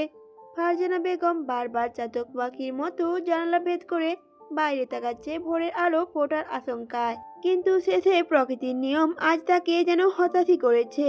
যতবার জানালা ভেদ করে বাইরে আকাশের দিকে তাকাচ্ছেন, আর ততবারই প্রকৃতি তাকে দেখিয়ে দিচ্ছে বাইরে নিকষ কালো অন্ধকারে আচ্ছন্ন হয়েছে প্রকৃতি। এখনো প্রহর দেরি আছে ভোর হতে। ঠিক তখনই ফরিস্তা বিড়বিড় করে করুণ গলায় বলে উঠল তার মাকে, সবাই তোমাকে আমাকে একা করে দিয়ে দূরে ঠেলে দিয়েছে। কেন আম্মু? আমাদের ছোট একটা সংসার হলো না? কেন বাবা আমাদের ছেড়ে চলে গেল? সবাই কেন এত স্বার্থপর আম্মু? কেন আমাদের দুজনকে সবাই একা করে দিল? জ্বরের ঘোরে কথাগুলো বলে টুকরে কেঁদে উঠল ফরিস্তা। জ্বরের ঘোরে মেয়ের এমন আর্তনাদ শুনে ফারজানা বেগমের কলিজাটা যেন ছিঁড়ে যাচ্ছে। চোখ থেকে গড়িয়ে পড়ল তীব্র যন্ত্রণায় বুক চিরে বেরিয়ে আসা অশ্রু। তিনি মেয়েকে জাপটে ধরে সারা মুখে চুমু দিয়ে বলে উঠল, আম্মু, আম্মু আছি না তোমার পাশে মা? আর কাউকে লাগবে না আমাদের পাশে, আমরা দুজন দুজনে পৃথিবী, আমাদের আর কাউকে লাগবে না আম্মু। এই স্বার্থপর পৃথিবীতে আমরা মা মেয়ে আমাদের পরিপূরক, আর কাউকে লাগবে না আমাদের। কথাগুলো বলেই তিনি ডুকরে কান্না করতে লাগলেন। মনে পড়ে গেল সেই কালো অতীতের কথা, যে অতীতটা ছিল কতটা নির্মম স্বার্থপর। ফরিস্তার যখন 7 বছর বয়স, তখন ওর বাবা আফজাল আরেকটা বিয়ে করে বাসায় নববধূ নিয়ে আসে। নিজের স্বামী আর একটা বিয়ে করা দেখে ফারজানা বেগমের যেন পুরো দুনিয়া ওলটপালট হয়ে গেল। সেদিনের ঘটনা কতটাই না যন্ত্রণাদায়ক আর কষ্টকর ছিল, তবুও ফারজানা বেগম মেয়ের মুখের দিকে তাকিয়ে সংসার করতে চেয়েছিলেন সতীনের সাথে। কিন্তু তার এই চাটাও রাখলো না আফজাল আর তার নববধূ মিলে। সেই দিনেই আফজাল আকন্দ তাকে ডিভোর্স দিয়ে বের করে দেয় বাসা থেকে। সেদিনই ফারজানা বেগম আর তার ছোট্ট নিষ্পাপ মেয়েটার পাশে কেউ ছিল না। ফারজানা বেগমকে বাসা থেকে বের করার আগে শুধু অশ্রুসিদ্ধ নয়নে তাকিয়েছিল শাশুড়ির পানে, যাকে নিজের মায়ের মতো ভালোবেসে আগলে রেখেছিল সে। সংসারে পুরো ভার নিজের কাঁধে নিয়েছিল, নিজের জব, ছোট্ট মেয়ে, তারপরও এত বড় সংসার সবকিছু একা হাতে সামলাতে হিমশিম খেয়ে যেত। তবুও সে হাসি মুখে সবটা সামলে নিত। এত কিছুর পরও কারো মন জয় করতে পারেনি তিনি। শেষে কেউ ছিল না ফারজানা বেগমের পাশে। বুকের ভেতর তীব্র যন্ত্রণা নিয়ে মেয়েকে নিয়ে সবার থেকে দূরে চলে গেল। ঢাকা শহর ছেড়ে বাড়ি জমালো সিলেটে। সেখানে কাটিয়েছিল 11টা বছর। ফারিস্তা বড় হলো, এইচএসসি পাস করার পর ঢাকা ভার্সিটিতে চান্স পেল, যার জন্য সিলেট ছেড়ে ফের পাড়ি জমাতে হলো ঢাকাতে। ফারজানা বেগম ব্যাংকে জব করেন, যার জন্য তিনিও ট্রান্সফার করে ঢাকা আসলো। সিলেট থেকে প্রথমে এসে বাবার বাড়িতে উঠলো কিছুদিনের জন্য। তারপর সেখান থেকে বাসা ঠিক করে মেয়েকে নিয়ে পাড়ি জমালো নতুন এক জায়গায়। আজানের সুমধুর ধ্বনিতে ভাবনা ছেড়ে ছেদ করল ফারজানা বেগমের। তিনি মায়া ভরা দৃষ্টিতে তাকালো মেয়ের দিকে। মেয়েটা সারা রাত জ্বরে ছটপট করেছে, এখন শরীর থেকে একটু জ্বরটা ছেড়েছে, যার জন্য ঘুমিয়ে পড়েছে। ফারজানা বেগম মেয়ের কপালে গভীরভাবে চুমু খেলেন। কিছুক্ষণ মেয়ের মাথায় হাত বুলিয়ে দিয়ে উঠে গেলেন নামাজ আদায় করতে। তারপর নাস্তা বানালেন কিচেনে গিয়ে, যাতে মেয়ের ঘুম ভাঙলে কিছু খাইয়ে সকাল সকাল হসপিটালে নিয়ে যেতে পারেন। তীব্র রোদের ঝলকানিতে পিটপিট করে চোখ খুলল ফরিস্তা। চোখ খুলতেই আস্তে আস্তে মনে পড়ল কাল রাতের কথা। জ্বরের ঘোরে কি কি করেছে আবঝাবঝা মনে আসলে রুমের চারদিকে চোখ বুলিয়ে ফারজানা বেগমকে খুঁজতে লাগলো। তখনই রুমে প্রবেশ করতে করতে ফারজানা বেগম বলে উঠল ফরিস্তাকে, উঠে পড়েছো মা? এখন শরীর কেমন লাগছে দেখি। এই বলে তিনি ফরিস্তার পাশে বসে কপালে গলায় হাত দিয়ে চেক করলেন জ্বরটা কতটা রয়েছে। রাতের মতো অত বেশি জ্বর এখন না থাকলেও মোটামুটি ভালোই জ্বর আছে এখনো শরীরে। ফারজানা বেগমকে কাছে পেয়ে ফরিস্তা তার কোলে মাথা দিয়ে 2 হাত দিয়ে কোমরটা জড়িয়ে ধরল মাকে।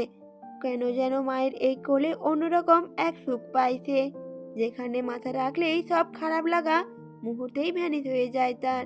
ফারজানা বেগমও ফরিস্তার মাথায় হাত বুলিয়ে দিতে দিতে বলে উঠল, আম্মা, এখন যে তোমায় উঠতে হবে, কিছু খেয়ে ডক্টরের কাছে যেতে হবে। তারপর মেকি রেগে ফারজানা বেগম আবার বলে ওঠেন, আম্মা, আমার কথা শুনলে কাল সারা রাত আপনাকে এত কষ্ট পাওয়া লাগতো না।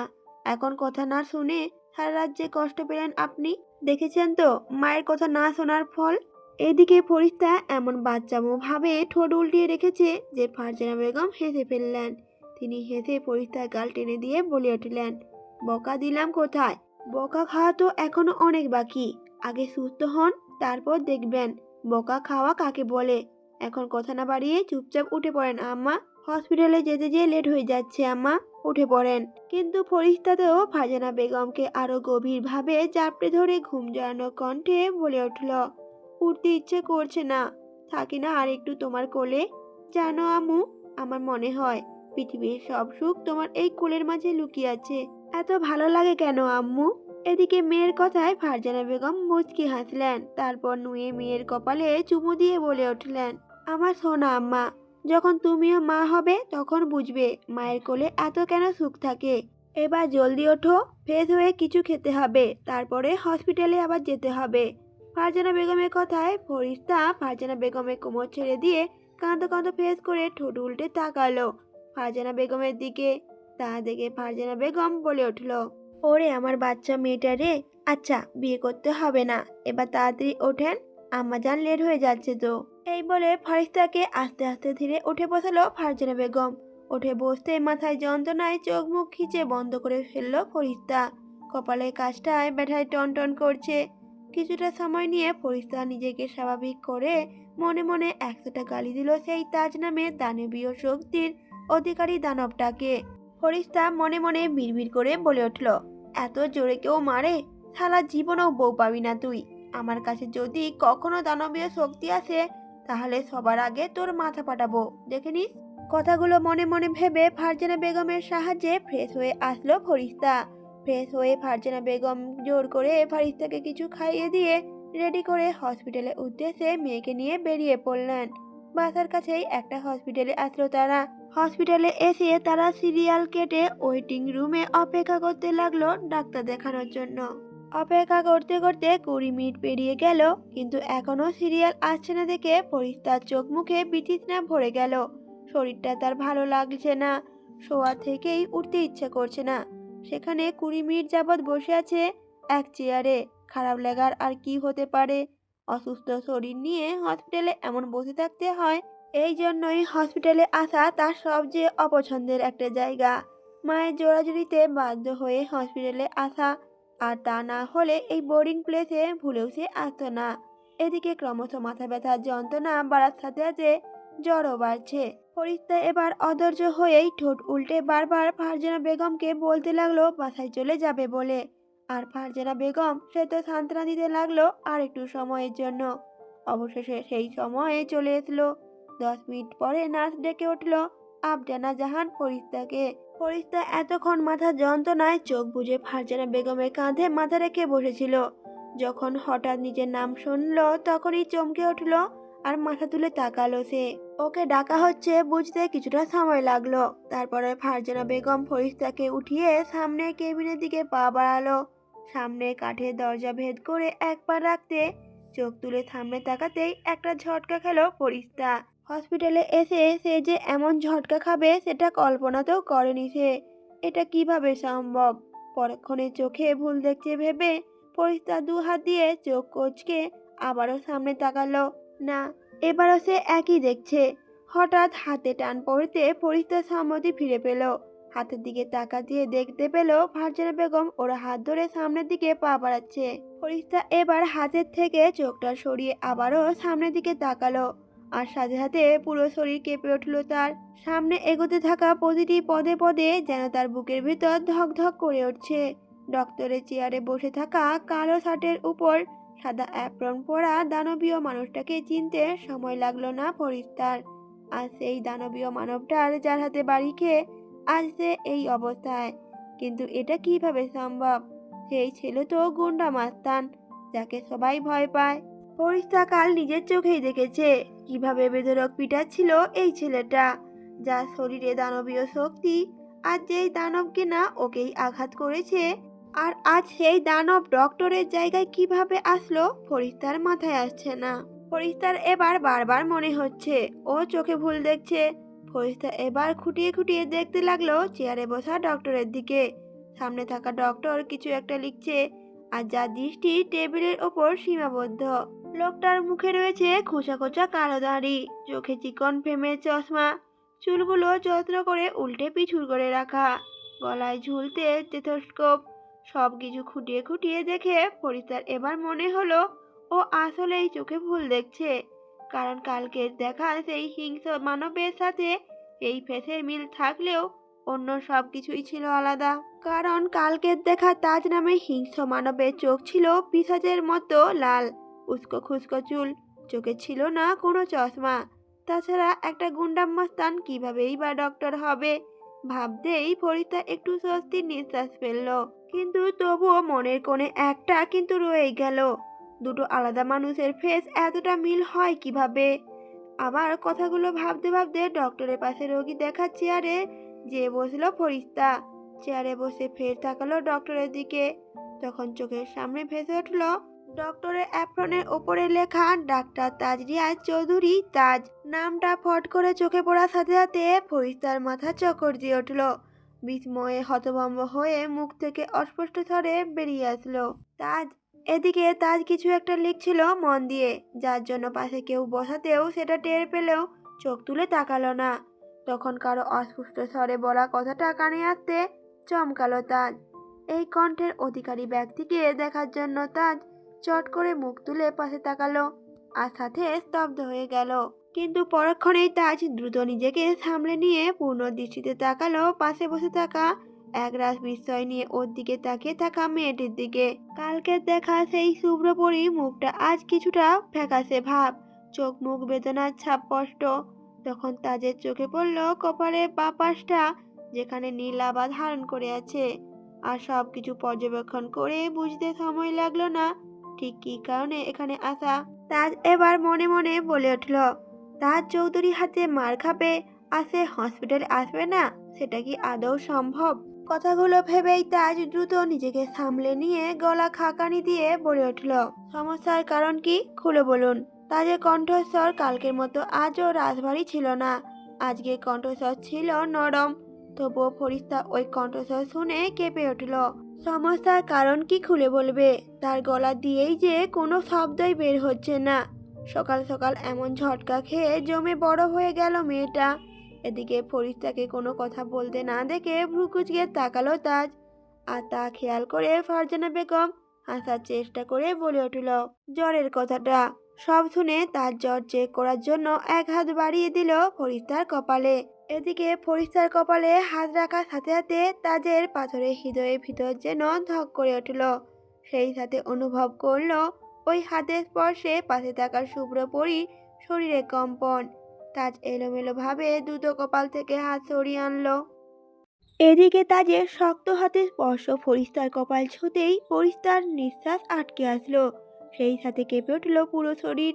তাজ কপাল থেকে হাতটা সরালে স্বস্তির নিঃশ্বাস ফেলল ফরিস্তা। এতক্ষণ সে অস্বস্তির মধ্যেও শক্ত হয়ে বসেছিল। ফরিস্তা অসহায় কণ্ঠে মনে মনে বলে উঠল, ছে, কি কপাল, যার হাতে মার খেয়ে আজ নিজের এই হাল করলাম, আর সেই কিনা তার কাছে এসেছি অসুর নিরাময় করতে। একটা মানুষে এত নিখুঁতভাবে দুটো রূপ কিভাবে হতে পারে? কাল শান্ত গলায় কি হুমকিটাই না দিল, আর আজ কত নম্র ব্যবহার। তখনই তাজ গম্ভীর গলায় বলে উঠল, তোমার নাম কি? হঠাৎ তাজের গম্ভীর কণ্ঠ কানে যেতেই ফরিস্তার ভাবনায় ছেদ ঘটল। ফরিস্তা ঢোক গিলে কাপা কাপা কণ্ঠে বলে উঠল, ফরিস্তা। তখনই তাজ আবারও গম্ভীর গলায় বলে উঠল, বয়স কত? এবারে প্রশ্নে চট করে ফরিস্তা চোখ তুলে দেখল পাশে। দেখতে পেল তাজের দৃষ্টি টেবিলের ওপর খাতার দিকে সীমাবদ্ধ। সে এখন প্রেসক্রিপশন লিখছে। এদিকে তাজ প্রশ্ন করে কোনো উত্তর না পেয়ে বিরক্ত নিয়ে চোখ তুলে তাকালে ফরিস্তা তখন কাপা কাপা কণ্ঠে বলে উঠল, 19। তাজ কয়েক পলক ফরিস্তার বিব্রতকর মুখশ্রীর দিকে তাকিয়ে থেকে চোখ সরিয়ে নিয়ে তারপর প্রেসক্রিপশন লেখার মন দিল। মুখের উপর বিরক্ত ভরা ছাপ ফুটিয়ে তুললেও মনে মনে তাজের খুব হাসি পাচ্ছে ফরিস্তার বিব্রতকর মুখটি দেখে। ফরিস্তাকে আরেকটু বিব্রত করার জন্য তাজ প্রেসক্রিপশন লিখতে লিখতে বলে উঠল, তা আপনি মাথায় আঘাত পেলেন কিভাবে? তাজে এরকম প্রশ্নে ভেবাচাকা খেয়ে গেল ফরিস্তা। এই প্রশ্নের পরিপ্রেক্ষিতে কি উত্তর দিবে তাৎক্ষণিক খুঁজে পেল না। কিছুটা সময় নিয়ে ফরিস্তা আমতা আমতা করে বলে উঠল, আসলে আমি ওই পড়ে গিয়ে মাথা ব্যথা পেয়েছি। কথাটা বলে ফরিস্তা মনে মনে কয়েকটা গালি দিতে লাগলো। শালা দুমুখো সাপ, নিজের দানবের মতো শক্তি দিয়ে আঘাত করে এখন আবার প্রশ্ন করা হচ্ছে আঘাত পেলেন কি করে? এদিকে ফরিস্তার মিথ্যে যুক্তি শুনে তাজ কিছুটা অবাকই হলো, কিন্তু আর কোনো প্রশ্ন না করে প্রেসক্রিপশন লেখা শেষ করে সেটা ফরিস্তাকে দিয়ে বলে উঠল, কপালে একটা ওয়ান টাইম ব্যান্ডেজ লাগিয়ে নেবেন, এতে দ্রুত ব্যথা সেরে যাবে। আর এই মেডিসিন নিলে জ্বর আর ব্যথা দুটোই সেরে যাবে একসাথে। এদিকে তাজের কথার পরিপ্রেক্ষিতে ফরিস্তা হাসার চেষ্টা করে প্রেসক্রিপশন হাতে নিয়ে ধন্যবাদ জানিয়ে ফারজানা বেগমের সাথে কেবিন থেকে বেরিয়ে গেল। আর ফরিস্তাদের যাওয়ার পানে চোখ তুলে তাকিয়ে তার চেয়ারের সাথে গা এলিয়ে দিয়ে বলে উঠল, কিছু একটা তো আছে ওই চোখে। বৈশাখ মাসে কাল বৈশাখী ঝড়ের তাণ্ডবে দিনের আলোটাও যেন ফোটার সুযোগ পেল না। ঘন কালো মেঘ ছুটে এসে শুভ্র আকাশটাকে বন্দি করে নিল নিজের অধীনে। ঘন কালো মেঘগুলো কিছুক্ষণ পর পর আকাশ কাঁপিয়ে গর্জে উঠছে, আর সেই মেঘের প্রতিটি গর্জনে কেঁপে উঠছে ফরিস্তা। বৃষ্টি পাগলি মেয়েটা মেঘের গর্জনে কেঁপে উঠল, জানালার পাশ ঘেঁষে দাঁড়িয়ে বৃষ্টি আলতো করে ছুঁয়ে দিতে মিস করলো না। ফরিস্তার শরীরে জ্বর থাকার জন্য ভিজতে না পারলেও হাত ভেজাতে পারছে, এতে যেন মেয়েটা খুশি হলো উপচে পড়ছে।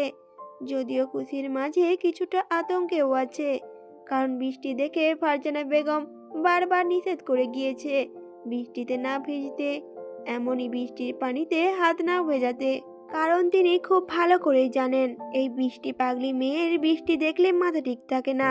তাই বারবার করে হুঁশিয়ারি দিয়ে বেলকনির দরজা জানালা সবকিছুই ভালোভাবে বন্ধ করে দিয়ে গিয়েছে এবং বলে গিয়েছে ভুলেও যেন বৃষ্টির কাছে না যায়।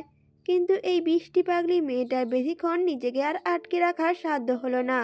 একটুখানি জানালার ঠাই সরিয়ে কোমল হাত জোড়া বাড়িয়ে দিল বাহিরে। সাথে সাথে এক পশলা বৃষ্টি এসে হাতটা ভিজিয়ে দিল। বৃষ্টির পানি হাতে লাগার সাথে সাথে ঠোঁটের কোণে ফুটে উঠল এক স্নিগ্ধ হাসি। মনে পড়ে গেল সেই ছোট্টবেলার কাহিনী, যখন সিলেটে ছিল সে। ওদের বাসার সামনে কয়েকটা আম গাছ ছিল। বৃষ্টি নামলেই দৌড়ে বৃষ্টির ভিতরে আম কুড়াতে চলে যেত সে। শুনতো না ফারজানা বেগমের কোনো বারণ। কত মধুর মিশ্রণ ছিল সেই দিনগুলো। কথাগুলো ভাবতে ভাবতেই ফরিস্তার খুব ইচ্ছে হলো সেই ছোট্টবেলার মতো আম কুড়াতে। কিন্তু সেই ইচ্ছে হলেও কিছু কিছু ইচ্ছেটা অপূর্ণই থেকে যায়। তেমনি করে ফরিস্তা আম কুড়ানোর ইচ্ছেটাও অপূর্ণ রয়ে গেল। ফারজানা বেগম ব্যস্ত হাতে পিঠা বানাচ্ছেন। বৃষ্টির সময় বাড়ি সাপটা পিঠা খাওয়া খুবই পছন্দ করে ফরিস্তা। তাই তিনি মেয়ের জন্য নিজে হাতে পিঠা বানাচ্ছেন। পিঠা বানানো শেষ হলে একটু তাড়াহুড়ো করেই রুমের দিকে পা বাড়ালো। কারণ সে জানে বারবার হুঁশিয়ারি দেওয়ার পরও মেয়েকে বৃষ্টি বিরাজ করা থেকে আটকাতে পারবে না। এমনিতেই মেয়ের শরীরে জ্বর এখনো পুরোপুরি কমেনি। এখন এই অসময়ে বৃষ্টি শরীরে লাগালে জ্বর কমবে না, বরং বাড়বে। তাই তিনি তাড়াহুড়ো করে রুমের কাছে আসতেই চোখে পড়ল মেয়ের কাণ্ড দেখেই তো ফারজানা বেগম ফরিস্তার কাছে গিয়ে কান টেনে জানালার কাছ থেকে মেয়েকে সরিয়ে এনে জানালাটা লাগিয়ে দেয়। তারপরেই ফারজানা বেগম মেঘি রেগে বলে ওঠেন মেয়েকে, এতবার না করার পরেও তুমি বৃষ্টির কাছে কেন গিয়েছ? হঠাৎ মায়ের কাছে এভাবে হাতে নাতে ধরা পড়ায় কিছুটা ভরকালো ফরিস্তা। পরক্ষণে নিজেকে সামলে নিয়ে কাঁদো কাঁদো ফেস করে বলে উঠল মাকে, আম্মু, ব্যথা পাচ্ছি তো, এভাবে কেউ কান ধরে, ছাড়ো না। কিন্তু ফারজানা বেগম তো ধমক দিয়ে বলে ওঠে, মারছিনো, কতবার বলবো যে বৃষ্টিতে ভেজা লাগবে না? ফরিস্তা তখন একটা ইনোসেন্ট ফেস করে ফারজানা বেগমকে বলে উঠল বাচ্চামি স্বরে, চেষ্টা করছি তো নিজেকে আটকানোর জন্য, কিন্তু শেষ পর্যন্ত নিজেকে আর আটকে রাখতেই পারিনি আম্মু। ফারজানা বেগম ফরিস্তা কান ছাড়তে ছাড়তে তখন বলে উঠলেন, বৃষ্টি দেখলে তোমার মাথা যে ঠিক থাকে না তা জানি আমি, তাই বলে নিজের শরীরের দিকে তো তাকাবে, এখনো পুরোপুরি জ্বর ছাড়েনি। প্রত্যুত্তরে ফরিস্তা তখন বাচ্চামো স্বরে বলে উঠল, জ্বর না থাকলেও তো তুমি বৃষ্টিতে ভিজতে দাও না আম্মু। ফারজানা বেগম এবার দীর্ঘ নিঃশ্বাস ছেড়ে শান্ত গলায় বলে উঠল, আমার বাধ্য মেয়ে, আমার না বলা কথা শুনলে তো, সেই তো লুকিয়ে লুকিয়ে ঠিকই ভিজে আসো। ফারজানা বেগমের কথায় ফরিস্তা হালকা হেসে ফারজানা বেগমকে পিছন থেকে জড়িয়ে ধরে বলে উঠল, আম্মু, তুমি তো জানোই বৃষ্টি আমার একমাত্র উইকনেস। মেয়ের কাজে ফারজানা বেগম হালকা হেসে পিছন থেকে ফরিস্তার গালে হাত দিয়ে বলে উঠল, আহারে আমার আল্লাদি মেয়ে, পিঠা যে ঠান্ডা হয়ে যাচ্ছে, চলো খেয়ে নেবে। এভাবেই মা মেয়ে খুনসুটির মাঝে দুজন গল্প করতে করতে পিঠা খেলো। মায়ের হাতে পিঠা অমৃত লাগছে ফরিস্তার কাছে। কেন এই পিঠার এত স্বাদ লাগছে, প্রিয় পিঠা বলে নাকি মায়ের হাতে বানানো বলে? অপর পাশে তীব্র বিতৃষ্ণা নিয়ে ল্যাপটপের সামনে বসে আছে তাজ। ল্যাপটপের স্ক্রিনে ভাসছে পড়ার বিভিন্ন টপিক, যেগুলো প্রতিনিয়ত প্র্যাকটিস করে যেতে হয় তাকে। কোনো জিনিসে নিজের প্রতি আগ্রহ না থাকা সত্ত্বেও বাধ্য হয়ে করা লাগলে সেই জিনিসে বিতৃষ্ণা বেশি লাগে। তাজের তো ডক্টর হওয়ার কোনো ইচ্ছেই ছিল না, কিন্তু বাবার চাপে পড়ে ডাক্তারি পড়া কমপ্লিট করতে হলো তাকে। তিফাত চৌধুরী একটাই কথা যে সে একজন সফল ডক্টর আর তার ছেলেও হবে তার মতোই সফল ডক্টর। কিন্তু তিফাত চৌধুরী ছেলে হলেও স্বভাব পেয়েছে ছোট চাচার সৌরভ চৌধুরীর মতো বদমেজাজি আর তেরা স্বভাব পুরোটাই তাজ পেয়েছে। ডক্টরের মতো এত সম্মানীয় পেশা রেখে ঝোঁক গিয়ে পড়েছে মারপিট, রাজনীতি আর ক্ষমতা দাপটের উপরে। তিফাত চৌধুরী সৌরভ চৌধুরীকে এই রাজনীতি থেকে বের করতে না পারলেও তার ছেলেকে কড়াইকন্ডা শাসন করেছে সে, যাতে ছেলের একমাত্র লক্ষ্য থাকে ডক্টর হওয়ায়। কিন্তু এই ছেলে তার চাপে পড়ে ডক্টর হলেও সেই ক্ষমতা দাপটে ঝোঁক ধরে রেখেছে।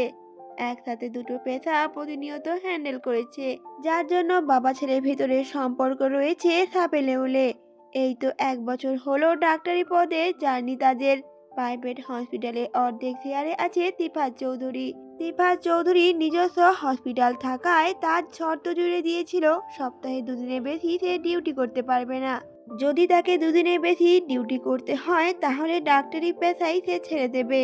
তাজের যেহেতু ডাক্তারি পেশার চেয়ে ক্ষমতা দাপট রাজনীতির উপরে বেশি ঝোঁক, তাই তার শর্ত না মেনে নিলেও সত্যি সত্যি ডাক্তারি পেশা ছেড়ে দিত সে। তাই এক প্রকার বাধ্য হয়েই তিফাত চৌধুরী তাজকে দুদিনের ডিউটি দিয়েছিল। কিন্তু প্রতি সপ্তাহে তাকে দুদিন করে ডিউটি দিতে হবে সেটা ভেবেই বিরক্ত তাজ। যেই দুদিন ডিউটি থাকে হসপিটালে সেই দুদিন আড্ডাবাজি মারপিট দাপট কিছুই করতে পারে না তাজ। পুরো দুদিন সময়টাই তাকে হসপিটালে পিছে লাগিয়ে দেওয়া লাগে, যার জন্য বেজায় বিরক্ত তাজ। পরপর দুদিন ডিউটি করে এমনি মেজাজ ঠিক নেই তার উপরে সকাল থেকে একাধারে বৃষ্টি নেমেই চলেছে, তাতে মেজাজ তুঙ্গে উঠেছে তাজের। এই হুটহাট বৃষ্টির জন্য খুবই অসন্তুষ্ট ছেলেটা। উপরন্ত আজ সকালে ক্লাবে যাবার কথা থাকলেও বৃষ্টির জন্য যেতে পারছে না সে। কাজের ভাবনার মাঝে তাহমিনা বেগম এসে তাজের পাশে বসলো। হঠাৎ মাকে দেখে তাজের বিরক্ত ভরা মুখের আদল শীতল হয়ে গেল। তাকালো মায়ের সিগ্ধ মুখ পানে। আগের চেয়ে চোখ মুখ শুকিয়ে গিয়েছে তার। আগের মতো হাসি খুশিময় মুখটা এখন আর দেখতে পায় না। আগের মতো মায়ের সাথে মন খুলেও কথা বলা হয় না। তাজ মায়ের ফ্যাকাশে মুখের দিকে তাকিয়ে মৃদু হাসার চেষ্টা করে বলে উঠল, কিছু বলবে মা? তখনই তাহমিনা বেগম ছেলের কাছে এসে মাথায় হাত বুলিয়ে বলে উঠল, তোর পছন্দের মাংস ভুনা আর খিচুড়ি রান্না করেছি, চল খাবি চল।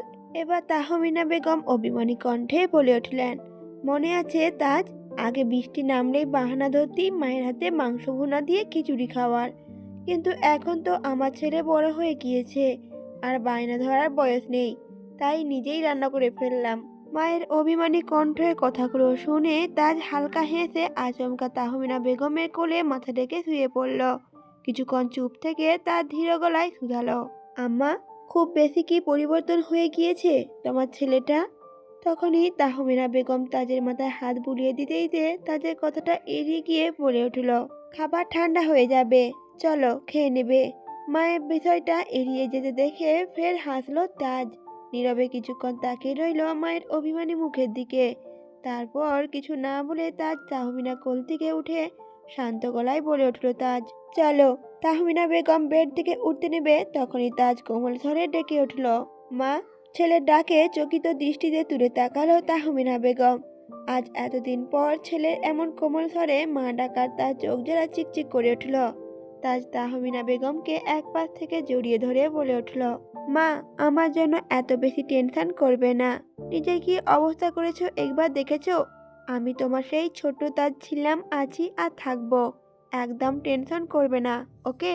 এদিকে ছেলের কথায় তাহমিনা বেগম কান্নারত কণ্ঠে মাথা দুলালো। আজ কতগুলো দিন পর ছেলে তার সাথে ঠিকভাবে কথা বলেছে, এতেই তিনি খুশি। সব সময় তো বাবা ছেলের ভিতরে হাড্ডাহাড্ডি লড়াই লেগেই থাকে, আর সেই পুরো ঝড়ঝাপটার প্রভাবটা পড়ে তার উপর। স্বামীর কথা শুনে ছেলেকে পেশাটা ছেড়ে দিতে বললে ছেলে রেগে যেত, আর ছেলেকে কিছু না বললেও স্বামী রেগে যেত। সব মিলিয়ে সব সময় সংসারে অশান্তি লেগেই থাকতো। আজ অনেক দিন পর ছেলেকে কোমল স্বরে কথা বলতে দেখে তার খুশিগুলো যেন উপচে পড়ছে। এতদিন পর মুখের হাসি রেখা টেনে তিনি ছেলেকে নিয়ে নিচে চলে গেলেন। ছেলের পছন্দের খাবার ছেলেকে মন ভরে খাওয়ালেন। অনেক দিন পর মায়ের মুখে হাসি দেখে তাদের ঠোঁটের কোণায় বেশ সূক্ষ্ম হাসি রেখা দেখা গেল, কিন্তু সেই হাসিটা বেশিক্ষণ টিকলো না তিফাত চৌধুরী খোঁচা মারা কথায়। তিফাত চৌধুরী খাবার খেতে খেতে খোঁচা মেরে বলে উঠলেন তাজকে, তা আজ কোন দিকে সূর্য উঠলো যে এই টাইমে খাবার টেবিলে নতুন নতুন সদস্যদের দেখা মিলছে?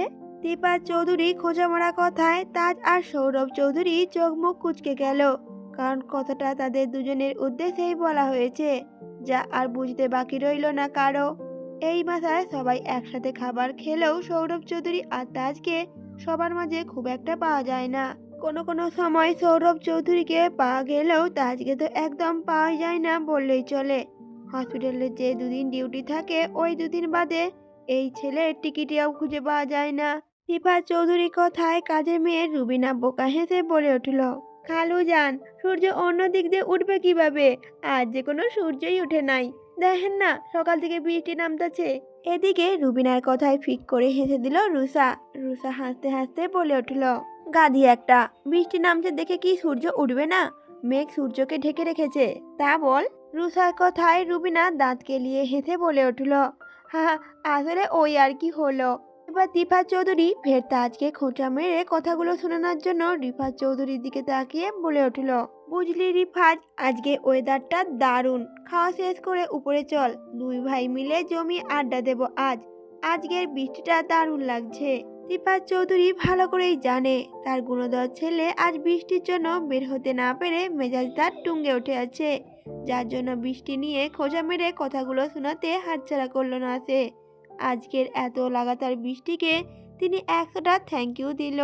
অন্তত বৃষ্টির উছিলায় এ তেরা ছেলের উচ্ছৃঙ্খলা কাজের ব্যাঘাত ঘটেছে, এতে তিনি বেজায় খুশি। রিফাত চৌধুরী এরকম খোঁচা মারা কথায় প্রথমে তাজ বিরক্ত হলেও পরক্ষণে বাঁকা হেসে বলে উঠল, শুনেছি মানুষ নাকি নতুন নতুন প্রেমে পড়লে নাকি তাদের কাছে বৃষ্টি অমৃত লাগে। হঠাৎ তাজের কথায় রিফাত চৌধুরী গলায় খাবার আটকে মাথায় উঠে গেল। রিফাত চৌধুরী হঠাৎ এমন কাশি ওঠায় তাহমিনা বেগম দ্রুত তার দিকে পানি বাড়িয়ে দিয়ে তাজের দিকে তাকে ইশারায় চুপ থাকতে বলল। রিফাত চৌধুরী পানি খেয়ে দাঁত কটমট করে তাকালো তাজের দিকে। এই ছেলে যে সবার সামনে এমন কথা বলবে কাসমিন কালেও ভাবেনি তিনি। এদিকে বাপ ছেলে এরকম কাজে উপস্থিত সবাই মিটিমিটি হাসতে লাগলো। সবার এমন হাসিতে রিফাত চৌধুরী বিব্রতকর পরিস্থিতিতে পড়ে গেলেন। এমন তো অবস্থায় কি করবেন ঠিক বুঝে উঠতে পারলেন না ভদ্রলোক। এদিকে রিফাত চৌধুরী বিব্রত মুখের দিকে তাকিয়ে তাজ বাঁকা হেসে খাওয়া শেষ করে উঠতে উঠতে রেহেলা বেগমের দিকে তাকিয়ে বলে উঠল, মেজমা, 1 কাপ কফি করে উপরে পাঠিয়ে দিও তো। আমার আবার বৃষ্টি পছন্দ না, বৃষ্টি দেখলে মুখটা তেতো হয়ে যায়, তাই কফি খেয়ে একটু মুখটা মিষ্টি করা প্রয়োজন। এদিকে তাজের যাওয়ার দিকে তাকিয়ে রিফাত চৌধুরী চোখ মুখ কুঁচকে তাকিয়ে রইল, মনে মনে শুধালো, এই ছেলে আমাকে সরাসরি খোঁচা মেরে গেল। এদিকে টানা 5 দিন পর ফরিস্তার জ্বর কমলো। এই এতদিনে জ্বর কমলেও মাথা আঘাত পাওয়া জায়গাটা এখনো ব্যথা আছে। সেদিন হসপিটাল থেকে আসার পর থেকে ফরিস্তা ঘোরের মাঝে কেটেছে দিনগুলো। এটাই সারাক্ষণ ভেবেছে, একটা মানুষের আকাশ পাতাল তফাৎ করা এতটাই নিখুঁত দুটা ক্যারেক্টার কি করে হতে পারে। ও কি সেই দিন জ্বরের ঘোরে ভুল দেখেছে, নাকি মাথায় আঘাত পেয়ে মাথাটাই নষ্ট হয়ে গিয়েছে। এসব ভেবে ভেবে এই কদিন পার করলো ফরিস্তা। আজ থেকে ফরিস্তার ভার্সিটির প্রথম ক্লাস শুরু হতে যাচ্ছে, তাই এসব নিয়ে আর না ঘেঁটে মাথা থেকে সব ঝেড়ে ফেলে দিল। কিন্তু মনে মনে গালি দিতে ভুলল না তাজ নামক ওই অজগর সাপটাকে। ফরিস্তা মনে মনে পণ করে রেখেছে, যদি কোনোদিনও সুযোগ হয় ওই দানবীয় মানুষকে সাহায্য করার, তাহলে সেই সুযোগটা সে হাতছাড়া করবে না। কথাগুলো ভাবতে ভাবতেই ফরিস্তা নাস্তা শেষ করে সেগুলো গুছিয়ে রেখে ভার্সিটি যাওয়ার জন্য রেডি হয়ে নিল। ফারজানা বেগম সকাল সকাল অফিসে চলে গিয়েছে, যার জন্য ফরিস্তা রেডি হয়ে বাসায় তালা মেরে বেরিয়ে পড়ল। বাসা নিচে আসতেই চোখে পড়ল ফরিস্তার, আকাশ মেঘাচ্ছন্ন হয়ে আছে, সাথে গুড়ি গুড়ি বৃষ্টিও পড়ছে। ফরিস্তা এবার সত্যিই ভাবনায় পড়ে গেল, ছাতা আনতে কি আবারও বাসায় যাবে, নাকি এই অবস্থাতেই চলে যাবে। কিছুটা দ্বিধাদ্বন্দ্ব ভুগে তারপর ইচ্ছে হলো না আবার উপরে যেয়ে ছাতাটা আনতে, তাই একটা রিক্সা ডেকে রিক্সায় উঠে পড়ল ফরিস্তা। রিক্সায় উঠতেই চলতে লাগলো রিক্সাটা আপন গতিতে। রিক্সা যখন প্রায় ভার্সিটির কাছে চলে এসেছে তখনই কতগুলো ছেলেপেলেকে মিলে একজন বৃদ্ধাকে মারতে দেখলো। রিক্সাওয়ালে এই ছেলেপেলেদের অতিক্রম করে দ্রুত চলে যেতে নিবে তার আগেই ফরিস্তা জরুরি তলব দিয়ে বলে উঠল রিক্সাওয়ালাকে, মামা দাঁড়ান। রিক্সাওয়ালা রিক্সা থামাতেই ফরিস্তা রিক্সা থেকে নেমে ওই ছেলেপেলেদের দিকে এগিয়ে গেল। একটা বৃদ্ধকে এভাবে মারতে দেখে ফরিস্তা আশপাশে চোখ বুলিয়ে দেখতে পেল আশপাশ দিয়ে যেসব লোকেরা যাচ্ছে তারা চুপচাপই চলে যাচ্ছে, কেউ বাঁচাতে আসছে না এই বৃদ্ধ লোকটাকে। তা দেখেই তো ফরিস্তার চোখ মুখ লাল হয়ে গেল, বিড়বিড় করে বলে উঠল, মানুষ কতটা খারাপ হতে পারে। সবাই এই অন্যায় সহ্য করলেও এই ফরিস্তা এই অন্যায় মুখ বুজে সহ্য করার মেয়েই না। কথাগুলোকে বিড়বিড় করে বলে ফরিস্তা বলে উঠল, কি পেয়েছে কি, এখানকার জেনারেশনের ছেলেপেলেরা হাতে একটু ক্ষমতা আর দাপট থাকলেই যা খুশি তাই করতে পারবে। এদের সবাই ভয় পেলেও এই ফরিস্তা ভয় পায় না। ফরিস্তা আর কোনো দিকে না তাকিয়ে চোখ মুখ শক্ত করে সোজা ওই ছেলেগুলোর ভিতরে যেই ছেলেটা বৃদ্ধর কলার টেনে সাজাচ্ছিল সেই ছেলেটাকে আকস্মিক গায়ে জোর দিয়ে চর বসিয়ে দিল গালে। হঠাৎ কোনো মেয়ের হাতে চর খেয়ে সবাই ভ্যাবাচাকা খেয়ে গেল। সবাই একসাথে ফরিস্তার দিকে ফ্যাল ফ্যাল করে তাকিয়ে রইল। কি হয়েছে ঠিক বুঝে উঠতে কয়েক মুহূর্ত সময় লাগলো সবার। পরক্ষণে বুঝে উঠতে পেরেই যেই ছেলেটার গালে থাপ্পড় মেরেছে সাব্বির আগুন চোখে ফরিস্তার দিকে তাকিয়ে নোংরা ভাষায় গালি দিয়ে রাগে ফুঁসে উঠে বলে উঠতে লাগলো, কত বড় সা। আর কথাটা বলতে পারলো না। ছেলেটা পুরো কথা বলা শেষ হওয়ার আগেই ফরিস্তা আবার সেই ছেলেটার গালে বেশ থাপ্পড় জোরে বসিয়ে দিয়ে চোখ মুখ শক্ত করে বলে উঠল, এই ছেলে, এই লজ্জা করে না রাস্তাঘাটে গুন্ডামি করতে? হাতে একটু পাওয়ার আছে দেখে যা খুশি তাই করবে? এই তোমাদের ঘরে কি বাপ ভাই নেই? বাপের বয়সী একজন লোককে মারতে লজ্জা করলো না? কি পেয়েছিস কি তোরা? ফের পরিস্তার হাতে চড় খেয়ে সাব্বির সহ বাকি সবার চোখগুলো বড় বড় হয়ে গেল। যেখানে এলাকার কেউ ওদের হাতে চোখ তুলে কথা বলতে গেলেও দুবার ভাবে, সেখানে এই মেয়ে পরপর দুটো থাপ্পড় মেরেছে। ভাবা যায়? পরক্ষণে নিজেদের সামনে আরেকটা ছেলে খেপে বলে উঠল, এই মেয়ে, একদম আমাদের জ্ঞান দিতে আসবে না। ভালোই ভালো বলছি, এখনো সময় আছে, এখান থেকে কেটে পড়। তা না হলে প্রত্যুত্তরের ছেলেটিকে থামিয়ে দিয়ে ফরিস্তা ঝাঁঝালো স্বরে বলে উঠল, আর তা না হলে কি করবি? তখনই ছেলেটার মুখের কথা কেড়ে নিয়ে ছেলেটার দিকে দু কদম এগিয়ে গিয়ে ঝাঁঝালো গলায় বলে উঠল ফরিস্তা। হঠাৎ ফরিস্তাকে এমনভাবে এগোতে দেখে দু কদম পিছিয়ে গেল ছেলেটা। সামনে দাঁড়িয়ে থাকা মেয়েটা যে আস্ত একটা জল্লাদ তা এতক্ষণে বুঝতে কারো বাকি রইল না। ফরিস্তা এমন রণচণ্ডী রূপ দেখে ছেলেগুলো ঢগিল, তোর এই হুমকিতে ভয় পাই আমি, একেবারে সবকটা হাত পা ভেঙে এখানেই ফেলে রেখে যাব। ফরিস্তা কথাটা বলেই সাব্বিরকে ধাক্কা মেরে দূরে ঠেলে দিল। ফরিস্তার ধাক্কায় পড়তে পড়তে নিজেকে সামনে নিল ছেলেটা। অবাক নয়নে সামনে দাঁড়িয়ে থাকা মেয়েটাকে অবলোকন করলো। মুখ থেকে অস্পষ্ট স্বরে বেরিয়ে আসলো সাথে সাথে, আরে কে এই জল্লাদ মেয়ে? অবস্থা বেগতিক দেখে ছেলেগুলোর মধ্যে একজন পিছিয়ে যেয়ে কাউকে ফোন লাগালো। আর ইতিমধ্যেই তাদের খেয়াল আসলো ওরা যাকে মারছিল সে ফাঁক বুঝে পালিয়েছে। লোকটা আচ্চারা হওয়াতে ভয়ে ঢোক গেল ছেলেগুলো। ফোন করতে লাগলো কাউকে। দুবার কল করার পর দ্বিতীয়বার কল রিসিভ করতেই সংক্ষেপে সবকিছু খুলে বলতে লাগলো। ফোনের ওপাশে থাকা ব্যক্তিটি তখন কর্কশ গলায় হুকুম ছুড়ল, ওটাকে ধরে বেঁধে ক্লাবে নিয়ে যা, আমি আসছি। এই বলে খট করে ফোনটা কেটে দিল তাজ। বিদ্যা ভেসে এই লোক তাজকে ফলো করছিল বেশ কয়েকদিন ধরে। বিষয়টা জানতে পেরে তাজের রক্ত টকবগিয়ে উঠল। বিষয়টা জানতে পেরে ওর সাঙ্গপাঙ্গদের হুঙ্কার ছেড়ে হুকুম দেয় 1 ঘন্টার ভিতরে ওই লোককে খুঁজে মুখ থেকে সব কথা বের করতে। তাজের হুকুম পেয়ে ছেলেপেলেরা বেরিয়ে গেল ওই লোককে ধরে কথা বের করার জন্য। আর কিছুক্ষণের ভিতরে ধরেও ফেলে।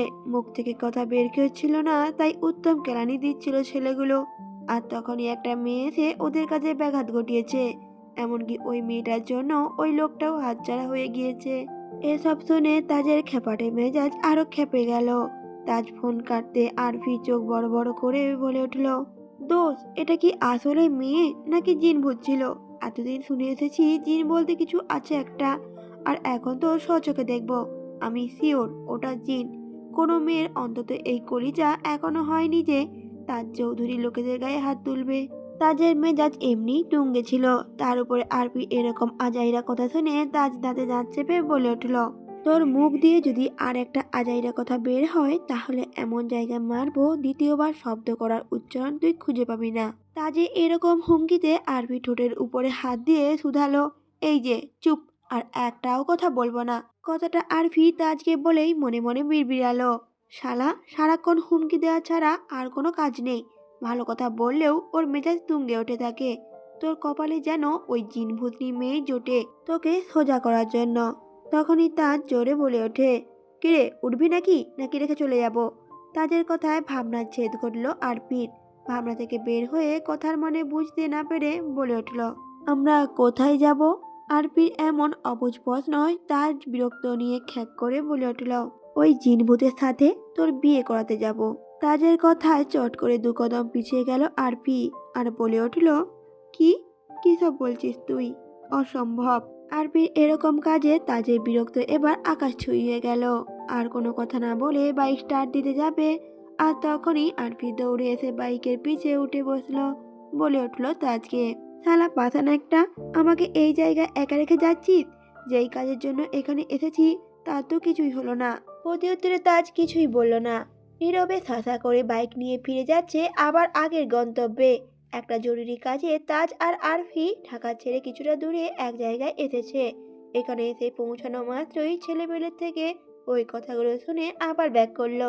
যেহেতু তারা ঢাকা ছেড়ে কিছুটা দূরে চলে এসেছিল, তাই আবার ঢাকা গন্তব্যে পৌঁছাতে 3 ঘন্টা লেগে গেল তাদের। 3 ঘন্টা পর ক্লাবে পৌঁছাতেই তাজের সামনে হুমড়ি খেয়ে পড়লো ছেলেপেলেগুলো। তাজ সবার দিকে তাকিয়ে দাঁত কটমট করে বলে উঠল, তোরা কি ঘাস খেয়ে বড় হয়েছিস সব কয়টায়, যে একটা মেয়ের সাথে পারিস না, উল্টো সেই মেয়ের হাতে মার খেয়ে এসেছিস। এদিকে তাজের কথায় সাব্বির ঠোঁট উল্টে বলে উঠল, ভাই, এর আগে কখনো মেয়ে কেসে জড়ায়নি। আপনিই তো কড়া করে হুকুম দিয়েছিলেন কোনো মেয়ের গায়ে হাত না তুলতে, তাই বুঝে উঠতে পারছি না কি করব। সাব্বিরের কথায় কোনো প্রতিউত্তর না করে তাজ আবার প্রশ্ন ছুড়ল সাব্বিরকে, তা এখন ওই মেয়েটা কোথায়? সাব্বির তখন ঠোঁট উল্টে বলে উঠল, ভাই, আপাতত আপনার কেবিনে আছে। এই প্রথম মেয়েলি কেস নিয়ে বিপাকে পড়ে গিয়েছিলাম, তাই বুঝে উঠতে পারছিলাম না কোথায় রাখবো, সেই জন্যই আপনার কেবিনে রেখে এসেছি। সাব্বিরের কথা শুনে তাজ প্রচন্ড রেগে গেল। রেগে বলে উঠল, হোয়াট? তাজকে রাগতে দেখে সাব্বির তড়িঘড়ি করে বলে উঠল, ভাই, কোনো প্রবলেম হবে না, ওই মেয়ে এখন জ্ঞান নেই। সাব্বিরের কথায় তার চোখ মুখ কুঁচকে ব্যাগ খুলে দল বলে কেবিনের দিকে হাঁটা দিল। পিছু পিছু আরপিও গেল। তাজরা যেতে সাব্বির গালে হাত দিয়ে ঠোঁট উল্টে অসহায় সুরে বলে উঠল, পরপর 3টা থাপ্পড়ও খেলাম, সাথে ভাইয়ের ঝাড়িওগুলো আমি একাই খেলাম। এদিকে তাজ ওর কেবিনের কাছে এসে দরজা ঠেলে ভেতরে প্রবেশ করতেই চমকে উঠল। এমন কিছু দেখার জন্য মোটেও প্রস্তুত ছিল না ছেলেটা। এদিকে তাজের মতো আরপিও চমকে চোখ বড় বড় করে তাকিয়ে রইল। নিজের চোখকে যেন বিশ্বাস করতে পারছে না। বার কয়েক হাত দিয়ে চোখ কচলানো শেষ হয়ে গিয়েছে, কিন্তু চোখে সে ভুল দেখছে না। দুপুরে তপ্ত রোদ আছড়ে পড়ছে ফরিস্তার কোমল মুখশ্রীতে।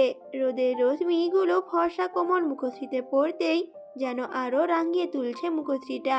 পাতলা গোলাপি ঠোঁট আর কপালে এক পাশে ওয়ান টাইম ব্যান্ডেজ। কেন যেন মনে হচ্ছে ব্যান্ডেজটা খুব করে মানিয়েছে ওই মসৃণ কপালে।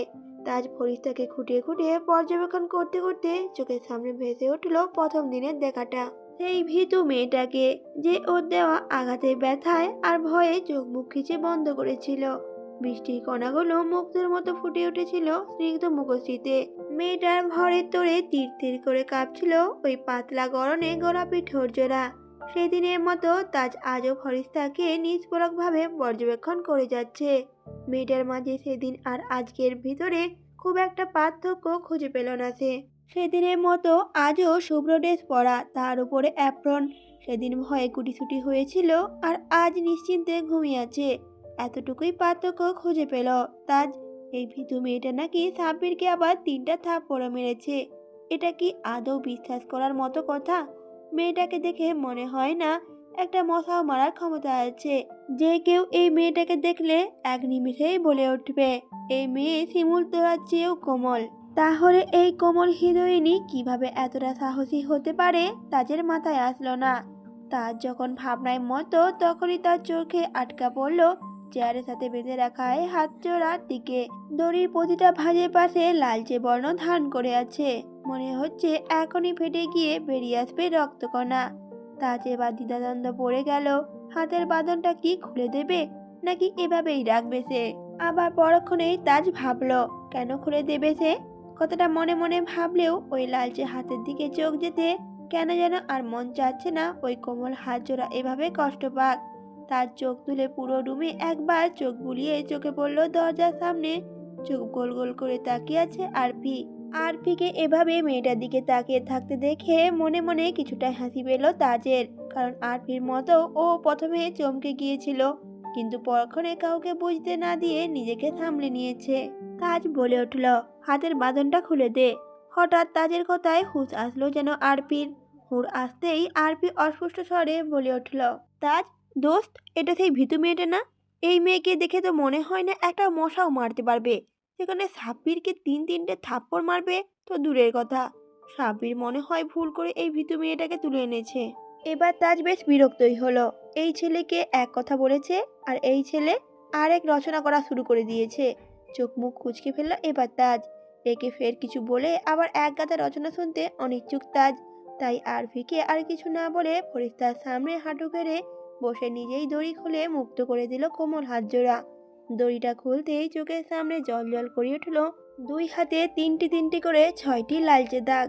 ফর্সা হাতে লালচে দাগগুলো যেন একটু বেশিই ফুটে উঠেছে। তাজ এবার কয়েক মুহূর্ত ওই লালচে দাগ অবলোকন করে আরভির উদ্দেশ্যে বলে উঠল, আরভি, পানি দে। এতক্ষণ আরভি তাজের কাজগুলো চোখ গোল গোল করে দেখছিল। আরভির যেন একটু হলেই চোখগুলো কোটর থেকে বেরিয়ে পড়বে। যে ছেলে কিনা কোনো মেয়েকে স্পর্শ করবে তো দূরের কথা, কখনো ফিরেও তাকায় না, আর সেই ছেলে আজকে একটা মেয়ের হাতের মতন খুলে দিচ্ছে। বিষয়টা ঠিক হজম করতে পারলো না আরপি। আরপি যখন বিস্ময়ে হতবাক হয়ে তাজকে অবলোকন করছিল, ঠিক তখনই তাজের কথায় সম্মতি ফিরে পেয়ে আরপি তুতলিয়ে বলে উঠল, হ্যাঁ হ্যাঁ, কি? আরপি এমন কথায় তাজ এবার নিজের রাগ ধরে রাখতে না পেরে ধমকে বলে উঠল আরপিকে, আরপি, আমি ওখানে আসলে তোর কি অবস্থা করব আমি নিজেও জানি না। এক কথা দুবার বলা লাগবে কেন? কানে শুনিস না? কানে গোড়ায় থাপ্পড় লাগালে ভালো করে শুনতে পারবি, দেখবি। এদিকে তাজের ধমকে আরপি ঠোঁট উল্টে বলে উঠল, একটু ভালো করে বলা যায় না? সব সময় খ্যাক খ্যাক করা আর হুমকি দেওয়া ছাড়া আর তো কিছুই পারস না। প্রতিউত্তরে তাজ চোখ গরম করে আর ধমক দিয়ে উঠল আরপিকে। আরপি তড়িঘড়ি করে পানির বোতলটা নিয়ে তাজের কাছে এগিয়ে দিল আর বলে উঠল, তোর আশা লাগবে না ভাই, আমি আসছি। তাজ আর কোনো কথা না বলে আরপি থেকে পানির বোতলটা নিয়ে কিছুটা পানি হাতে তুলে নিয়ে হালকা করে ছিটাতে লাগলো ফরিস্তার মুখে। এদিকে ফরিস্তা ফারজানা বেগমের থেকে লুকিয়ে লুকিয়ে ছাদে যেয়ে বৃষ্টিতে ভেজছিল। তখনই আচমকা কারোর সাথে ধাক্কা খেয়ে ছাদ থেকে নিচে পড়ে যেতে নিলে কেউ হাত ধরে ফেললো। কে ধরেছে তার মুখ দেখার আগেই সেই লোক বিশ্রী একটা হাসি দিয়ে আস্তে আস্তে হাতটা ছেড়ে দিতে লাগলো। ফরিস্তা ভয়ে গগনবিদানী চিৎকার দিয়ে আম্মু বলে উঠল। সাথে সাথে ফরিস্তার চোখ জোড়াও খুলে গেল। তার সাথে থরথর করে কেঁপে উঠল পুরো শরীরটা। চোখ খুলতে চোখের সামনে সবকিছু ঝাপসা হয়ে আসলো। তাহলে কি সত্যি সত্যি ও পড়ে গিয়ে মরে গিয়েছে? ভাবতেই ভয়ে আবার সেই চিৎকার দিতে নেবে, ঠিক তখনই তার কানে ভেসে আসলো কারো চাপা কণ্ঠে ধমকে ওঠা কথা, এই মেয়ে, এই চেঁচাচ্ছ কেন? হঠাৎ কারো এমন চাপা কণ্ঠস্বর শুনে চিৎকার দিতে গিয়েও সেটা গিলে ফেললো ফরিস্তা। তখন চোখের সামনে আস্তে আস্তে স্পষ্ট হতে লাগলো একটা মুখশ্রী। মুখশ্রীটা চোখে সামনে ভাসতেই স্পষ্ট হতে লাগলো, আর ফরিস্তাও চমকালো আর ভরকালো। আর এক রাত অবাকতা নিয়ে তাকালো ওর সামনে হাঁটু গেড়ে বসে থাকা সেদিনে শেখা সেই দানবীয় শক্তির অধিকারী মানবের দিকে। আজকের এই মানুষের সাথে সেদিনে মাঝ রাস্তায় বসে ওকে আঘাত করা মানুষের সাথে হুবহু মিল রয়েছে। কিন্তু ওই দিন ওর দেখা সেই ডাক্তারের সাথে চেহারায় মিল থাকলেও স্বভাব চালচলনে কোনো মিল নেই। তার মানে সেদিন ও আসলেই জ্বরের ঘরে ভুল দেখেছে। এমন গুন্ডা নিশ্চয়ই ডাক্তার হওয়ার কথা না। হঠাৎ সামনে বসে থাকা মানব উঠে দাঁড়িয়ে চাপা কণ্ঠে সাব্বিরের নাম ডেকে উঠতে ভাবনায় ছেদ ঘটল ফরিস্তার। হঠাৎ ভাবনার জগৎ থেকে বেরিয়ে আসতেই ফরিস্তার বুকের ভিতর ধক করে উঠল। ওকে তো কেউ ছাদ থেকে ফেলে দিয়েছিল, তাহলে ও এখানে আসলো কিভাবে? কথাগুলো ভাবতে ভাবতেই ফরিস্তার আস্তে আস্তে খেয়াল আসলো, ও যখন মাঝ রাস্তায় ছেলেগুলোকে শাসাচ্ছিল তখনই আচমকা একটা ছেলে এসে ওর সামনে কিছু একটা স্প্রে করলে, যার ফলে সাথে সাথে ও মাথা ঘুরে পড়ে যায়। তারপর আর তার কিছুই মনে নেই। তার মানে এতক্ষণ সে স্বপ্ন দেখছিল। ভাবতেই স্বস্তির নিঃশ্বাস ফেলতে নিবে, কিন্তু নিঃশ্বাসটা ফেলার আগেই আটকে উঠে তড়িঘড়ি করে নিচের দিকে তাকালো সে। তারপর নিজেকে ভালো করে পর্যবেক্ষণ করে যেন জীবনটা ফিরে পেল সে। সব ঠিকঠাক আছে। তার মানে ছেলেগুলো ওর সাথে কিছু করেনি। কথাটা ভাবতেই ফরিস্তা স্বস্তির নিঃশ্বাস ফেলল। তাদের ডাকে ইতিমধ্যে হুমড়ি খেয়ে রুমে প্রবেশ করলো সাব্বির, সাথে আরো বাকি ছেলেপেলেগুলো। রুমে প্রবেশ করতে তার তীক্ষ্ণ কণ্ঠে প্রশ্ন ছুড়ল, এই কি সেই মেয়ে? সাব্বির তখন দাঁত কটমট করে ফরিস্তার দিকে তাকিয়ে উপর নিজ মাথা নাড়িয়ে বলে উঠল, হ্যাঁ ভাই, এটাই সেই মেয়ে। এদিকে সাব্বিরের কথায় আরপি অবাক হয়ে বলে উঠল, তুই শিওর তো এই মেয়ে, নাকি ভুল করে অন্য কাউকে তুলে এনেছিস? আরপির এমন কথার মানে সাব্বির বুঝতে না পেরে বলে উঠল, ভুল করে কেন অন্য কাউকে তুলে আনবো? কোনো মেয়ের এমন কলিজা হয়েছে নাকি যে আমাদের কাজে বাধা দিবে? কিন্তু এই জল্লাদ মাইয়া আমারে পরপর 3টা থাপড় মাইছে ভাই। একে রেখে আর অন্য কাউকে তুলে আনার প্রশ্নই আসে না একবারে।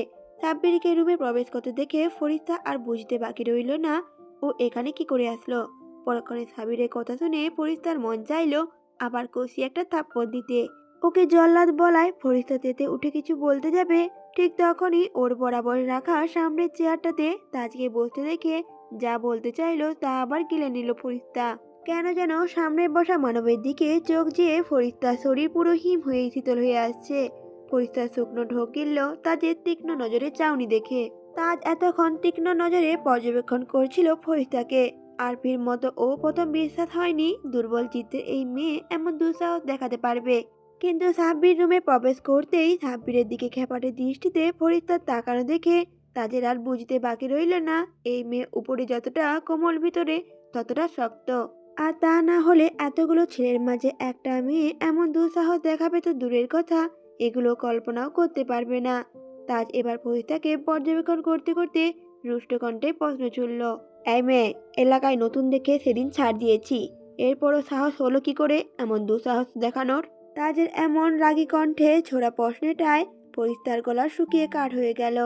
কেন যেন সামনে বসে থাকা মানবটায় এই ধারালো দৃষ্টিতে দুঃখ কণ্ঠ শুনে সে প্রথম দিনের মতোই আজও ফরিস্তাকে ভয়ে কাবু করে দিচ্ছে। কেন যেন এই মানবকে দেখলে ভীত হয় ওর মন। ও তো ভয় পাওয়ার মেয়ে না। সিলেটে থাকাকালীন কত ছেলেকে যে ঠেঙিয়েছে তার কোনো হিসেব নেই। তাহলে এই ছেলেকে দেখলে কেন বারবার ভীতস্বাস্থ্য হচ্ছে তার হৃদয়? তাজ আবার রুক্ষ কণ্ঠে বলে উঠল, এই মেয়ে, আমি তোমাকে কিছু বলেছি, শুনতে পাওনি তুমি?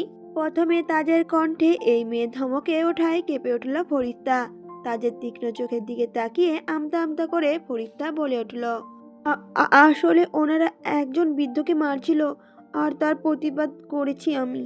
প্রত্যুত্তরে তাজ দাঁতে দাঁত চেপে বলে উঠল ফরিস্তাকে, তোমাকে কোন মন্ত্রী দায়িত্ব দিয়েছে প্রতিবাদ করার জন্য যে তুমি প্রতিবাদ করতে ছুটে গেলে?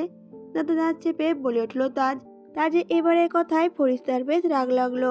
একজন মানুষকে মারবে আর তার প্রতিবাদ করতে হলে দায়িত্ব কেন লাগবে? সব ক্ষমতা কি ওনার? একবার যে কেউ কিছু বলতেই পারবে না ভাবতেই ফরিস্তার ভয় ডর ভুলে কিছুটা তেতেই বলে উঠল, অন্যায় করেছে তাই প্রতিবাদ করেছি, জাস্ট এনাফ। এমন মুখের উপর কথা বলায় তাজের মেজাজ বিগড়ে গেল। এতক্ষণ যথাসম্ভব নিজেকে শান্ত রাখার চেষ্টা করছে, এমনিতেও এই মেয়ের জন্য ওই লোকটা হাতছাড়া হয়ে গিয়েছে। তাজ এবার চোখ মুখ শক্ত করে ধমকে বলে উঠল মেয়েটিকে, এই মেয়ে, এই, তুমি অন্যায় প্রতিবাদ করার কে? তুমি জানো ওই লোককে কেন মারছিল? ওই লোক দোষী নাকি দোষী না তুমি জানো তুমি? তাজে এরকম কথায় আর ধমকে তেতে ওঠা ফরিস্তা চুপসে গেল। সাথে তাজে একবারে কথায় টনক নড়ল। আসলেই তো, লোকটাকে কেন মারা হচ্ছিল তা তো ওর জানা নেই। ভাবতেই ফরিস্তা আরও চুপসে গেল। এদিকে ফরিস্তা চুপসে যাওয়া মুখের দিকে তাকিয়ে কেন যেন আরপির খুব মায়া হলো। প্রথম দিন যেই ছেলেদের মারছিল ওদের উপরে এতটাই পরিমাণ রেগে গিয়েছিল যে ফরিস্তাকে দুটো ধমক দিয়ে বসেছিল। আর সেই দিন বিষয়টা নিয়ে অতটাও না ভাবলেও আজকে তাজের ধমকে মেয়েটাকে চুপসে যেতে দেখে মায়া লাগছে খুব। তাই আরপি তাজের কাঁধে হাত রেখে বলে উঠল, তাজ, থাক না, যা হওয়ার হয়ে গিয়েছে, এবারের মতো মাফ করে দে ওকে। আরপির কথায় সাব্বির কটমটিয়ে বলে উঠল, কি মাফ করে দিবে মানে? আমাকে যে 3টা থাপ্পড় মেরেছে তার কি হবে তাহলে? সাব্বিরের কথায় আরপি সাব্বিরের দিকে ঘাড় ঘুরিয়ে তাকিয়ে বলে উঠল, ও তো 3টা মোটে থাপ্পড় দিয়েছে, আমি ওখানে গেলে আরো 3টা থাপ্পড় পড়বে তোর গালে, তাই মুখটা বন্ধ রাখ। এদিকে আরপির ধমকে সাব্বিরের মুখ ভোতা হয়ে দাঁড়িয়ে রইল। মারও খেলো সাথে সবার ধমকও খাচ্ছে। ভাবতে মুখটা ফাটা বেলুনের মতো হয়ে গেল। এদিকে সাব্বিরের ফাটা বেলুনের মতো মুখের দিকে তাকিয়ে ভয়ের মাঝেও হাসি পেল ফরিস্তার। মনে মনে বেশ খুশি হলো সাব্বির নামক ওই বাঁদরে ওরকম মুখ দেখে। এবার ফরিস্তা মনে মনে বলে উঠল, এই ছেলের জন্য আজ এখানে এই হনুমানের কাছে ফেসেছে। একবার বাগে পাক এই সাব্বিরকে দেখে নেবে, একটা কষিয়ে যদি না থাপ্পড় মারে। এদিকে ফরিস্তার ভাবনার মাঝে তাজ চাপা স্বরে বলে উঠল, দ্বিতীয়বারের মতো ছেড়ে দিলাম, বা তৃতীয়বার এমন দুঃসাহস দেখালে বুঝতে পারবে এই তাজ কি জিনিস। এদিকে ফরিস্তা চমকে উঠল তাজের নামটা শুনে। তাহলে ওর অনুমান ঠিক, সেই তাজ। কিন্তু ওই হসপিটালের ডক্টরের নাম ছিল তাজরিয়া চৌধুরী তাজ। তাহলে কি সত্যিই দুজন একই ব্যক্তি? But how is this possible? কিভাবে এমন একজন ডক্টর হতে পারে? ভাবতেই ফরিস্তার মাথা ফাঁকা হয়ে গেল। কিছুতেই কিছু মিলাতে পারছে না। ফরিস্তার ভাবনার মাঝে তাজ আরফির দিকে তাকিয়ে গম্ভীর কণ্ঠে বলে উঠল, যা, এই মেয়েকে পৌঁছে দিয়ে আয়। আরফি সম্মতি দিয়ে ফরিস্তার উদ্দেশ্যে তখন বলে উঠল, চলুন দিয়ে আসি আপনাকে। এদিকে ফরিস্তাও কোনো বাক্য বিলম্ব না করে আরও চোখাচোখে একবার তাদের দিকে তাকিয়ে চেয়ার ছেড়ে উঠে দাঁড়াতেই মাথা ঘুরে উঠল। আচমকা মাথা ঘুরে চোখের সামনে সবকিছু অন্ধকার হয়ে আসলো। সাথে সাথে ফরিদা মাথায় হাত দিয়ে চোখ মুখ খিচে বন্ধ করে ফেললো। মাথা ঘোরার সাথে অনুভব করলো কোমরেও চিনচিন ব্যথা। তার মানে দীর্ঘ সময় ধরে একই চেয়ারে বসে থাকতে থাকতে কোমরটা তার ধরে এসেছে। অনেকটা সময় যে এই চেয়ারে আটকা ছিল তা বুঝতে পারলো। অনেকটা সময় পেরিয়ে গিয়েছে।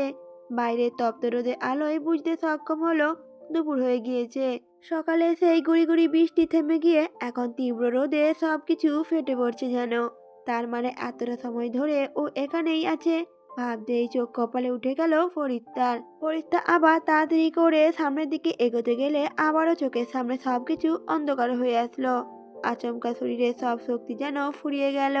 সে সামনে কদম ফেলবে তো দূরের কথা, নিজের শরীরে ভারসাম্য বজায় রাখতেই হিমটিম খাচ্ছে। এভাবে অনেক চেষ্টা করেও নিজের ভারসাম্য বজায় রাখতে সক্ষম হলো না। আচমকা শরীরে ভার ছেড়ে দিয়ে যেই পড়ে যেতে নিবে তার আগে কেউ তাকে ধরে ফেললো।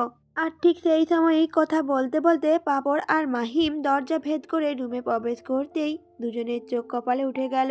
রুমে প্রবেশ করে এমন কিছু বিস্ময়কর পরিস্থিতি দেখে হতভম্ব হয়ে গেল দুজনে একসাথে সামনের দিকে চেয়ে থাকলো। আরেকবার নিজেদের মুখ চাচাই করতে লাগলো, কারণ ওরা এখনো বুঝতে পারছে না ওরা কি সঠিক দেখছে। ওদের থেকে কিছুটা দূরে তাজের বাহুডোরে একটা মেয়েকে দেখেই তারা দুজনেই যেন আকাশ থেকে পড়ল। শুধু এতেই শেষ না, যখন মেয়েটার চেহারা স্পষ্ট হলো তখন তাদের দুজনের চোখ যেন কোটর থেকে বেরিয়ে আসবে। এদিকে পরিস্তাকে পড়তে যেতে দেখে আচমকা তাজ ওকে বাহুডোরে আগলে নিল। এদিকে পরিস্তাকে বাহুডোরে আগলে নেওয়ার সাথে সাথে থমকালো তাজের হার্টবিট। আচমকা এমন হওয়াতে চমকালো তাজ। ও কেন একটা মেয়েকে পড়া থেকে এভাবে বাঁচালো? তাহলে আজ হঠাৎ কি হলো? ভাবতেই তাজ তাকালো ফরিদার দুর্বল মুখশ্রীতে। সবার আগে চোখ যেয়ে ঠেকলো কপালের কোণে সেই ব্যান্ডেজের দিকে, যেটা ওর দেওয়া আঘাতের চিহ্ন। তারপর চোখ যেয়ে ঠেকলো মৃদু কাঁপতে থাকা চোখের ঘন পাপড়ির উপরে। তাজ একে একে ফরিদার পুরো মুখ নিখুঁতভাবে অবলোকন করছিল। তখনই তাজের চোখ যেয়ে থামলো ভ্রু পাশে থাকা লালচে তিলটার দিকে। অপরদিকে দীর্ঘ সময় একইভাবে বসে থাকার জন্য হঠাৎ ওঠার সাথে সাথে ফরিস্তার মাথা ঘুরে উঠেছিল, যার জন্য শরীরের ভারসাম্য হারিয়ে ফেলেছিল সে। আস্তে আস্তে মাথা ঘোরার রেস কাটতেই ফরিস্তা পিটপিট করে চোখ খুলতেই বুকের ভেতর ধক করে উঠল। তাজকে এভাবে ওর মুখের দিকে তাকিয়ে থাকতে দেখে আচমকা বুকের ভিতর ধক করে উঠল ফরিস্তার। সাথে এও দেখলো তাজে বাহুডোরে আছে। খেয়াল হতেই পুরো শরীরটা কাঁটা দিয়ে উঠল। কানের কাছে ভেসে আসলো মৃদু হার্টবিটের শব্দ। ফরিস্তা চোখ মুখ খিচে তাজকে ধাক্কা দিয়ে নিজের থেকে ছাড়িয়ে সোজা হয়ে দাঁড়িয়ে বড় বড় নিঃশ্বাস নিতে লাগলো। আচমকা ফরিস্তার ধাক্কায় ঘর থেকে বের হলো তাজ। হঠাৎ করেই কেমন করে যেন ঘোরের মাঝে নিজেকে হারিয়ে ফেলেছে। ভাবতেই তাজের মাথায় এলোমেলো ঠেকলো। পরক্ষণে সব ভাবনা মাথা থেকে ঝেড়ে ফেলে তাজ পাশে থাকা পানির বোতলটা ফরিস্তার দিকে বাড়িয়ে দিয়ে একরাশ ভারী কণ্ঠে বলে উঠল। দীর্ঘ সময় একইভাবে বসে থেকে হঠাৎ ওনার শরীর খারাপ হয়েছে। আর কিছুই না, চোখে মুখে পানি দাও, ঠিক হয়ে যাবে। তাজের কথা শুনে ফরিদা থতমত খেয়ে গেল। থতমত গলায় বলে উঠল, লাগবে না। থমথমে কথাটা বলেই চলে গেল সেখান থেকে। সাব্বিরের পাশে যাওয়ার সময় দাঁত কটমট করে সাব্বিরের দিকে তাকিয়ে মনে মনে ফরিস্তা বলে উঠল, এই বেটা, তোর জন্যই সবকিছু হয়েছে। একবার শুধু তোকে বাগে পাই চান্দু, তারপর দেখাবো মজা। এদিকে ফরিস্তাকে যেতে দেখে তার চোখের ইশারায় আরপিকে জানান দিল ওর সাথে যেতে। তাদের ইশারা পেয়ে এতক্ষণে অবাকতা কাটিয়ে আরপি ফরিস্তার সাথে গেল। ফরিস্তা কেবিন থেকে বেরিয়ে বাইরে এসে চারদিকে চোখ বুলাতে লাগলো, কোন দিকে গেলে মেন ডোর পাবে। তখনই পিছন থেকে আরপি বলে উঠল, আমার সাথে এসো। কথাটা বলে ডান দিকে হাঁটা দিল আরপি। আর ফরিস্তাও কোনো বাক্য বিলম্ব না করে আরপির পিছু পিছু গেল।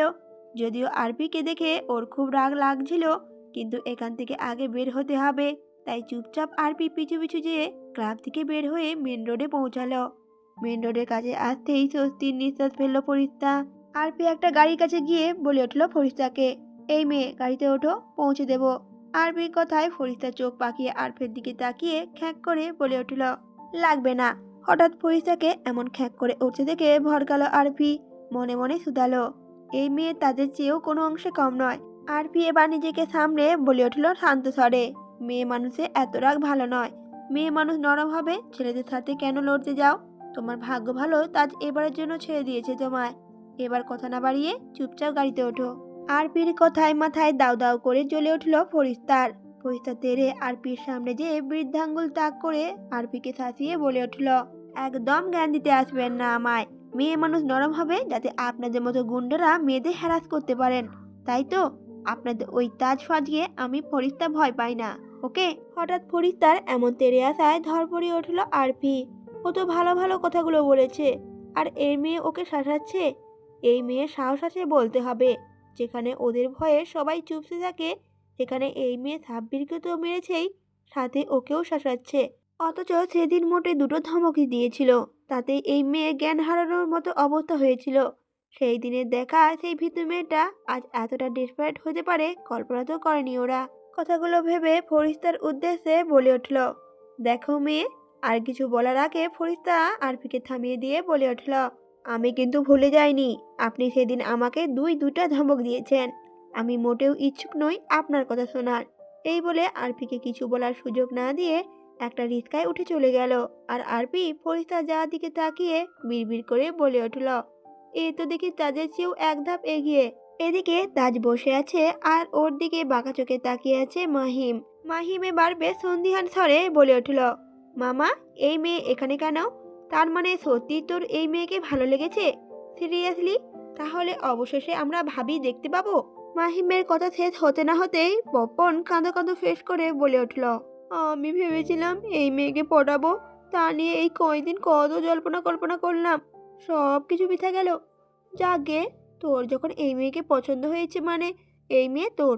অবশেষে আমাদের রকজোড়া বন্ধু আমাদের ভাবি আনার ব্যবস্থা করছে, ভাবতেই খুশি খুশি লাগছে আমার। পাপড়ের কথা শুনে তাজ দাঁতে দাঁত চেপে বলে উঠল, এক লাইন বেশি বোঝার জন্য দুটো কানের নিচে দেবো এখন। দুইটা গাধা পালি, তোরা এক লাইনকে 10 লাইন বেশি বুঝোস কেন? পাপড় তখন হেসে বলে উঠল, কথা ঘুরিয়ে লাভ নেই মামা, অবশেষে ভাবির দেখা পেলাম, এই খুশিতে আজ ঝাঁকানাকা পার্টি হবে। সবার কথা শুনে সাব্বির এবার অসহায় সুরে বলে উঠল, ওই মেয়ে যদি ভাবি হয় তাহলে খুশি হওয়া তো দূরের কথা, উল্টে জীবন বরবাদ হয়ে যাবে। সাব্বিরের কথায় মাহিমার পাপড় একসাথে সাব্বিরের দিকে ঘাড় ঘুরিয়ে তাকিয়ে বলে উঠল, মানে? পরিস্তা কি কি করেছে শুরু থেকে সবটা খুলে বললে মাহিমার পাপড় একসাথে হো হো করে হেসে ওঠে। তাদের দিকে তাকিয়ে বলে উঠল, মামা, একদম তো খাপে খাপ, তোর জন্য ওই মেয়েই পারফেক্ট। আমাদের ভাবি হিসেবে ওই মেয়েকে আমরা 100% গ্রহণ করে ফেলেছি। মাহিম আর পাপড়ের দিকে দাঁত কটমট করে তাকিয়ে আছে তাজ। এবার ওদের হুমকি দিয়ে বলে উঠল, ওখানে আমি আসলে দাঁত একটাও মুখে থাকবে না বলে দিলাম। তাদের হুমকিতে মাহিম আর পাপড় দুটো মুখে হাত দিয়ে ফেললো। বলা তো যায় না, কখন আবার ওদের দাঁত সত্যি সত্যি ফেলে দিবে। ফরিস্তা বাসায় পৌঁছাতে পৌঁছাতে প্রায় 2টো বেজে গেল। ফরিস্তা লিফট থেকে তড়িঘড়ি করে বের হয়ে দরজায় তালা দেখে স্বস্তির নিঃশ্বাস ফেলল। এতক্ষণ মনে মনে এই ভয়টাই পাচ্ছিল সে, যদি তার আগে তার মা চলে আসে তাহলে এক গাদা বকুনি খাওয়া লাগবে। এমনিতেও ওর বেহাল অবস্থা, 2 হাতে কবজি লাল হয়ে আছে, যেটা সবার আগে ফারজানা বেগমের থেকে লুকাতে হবে।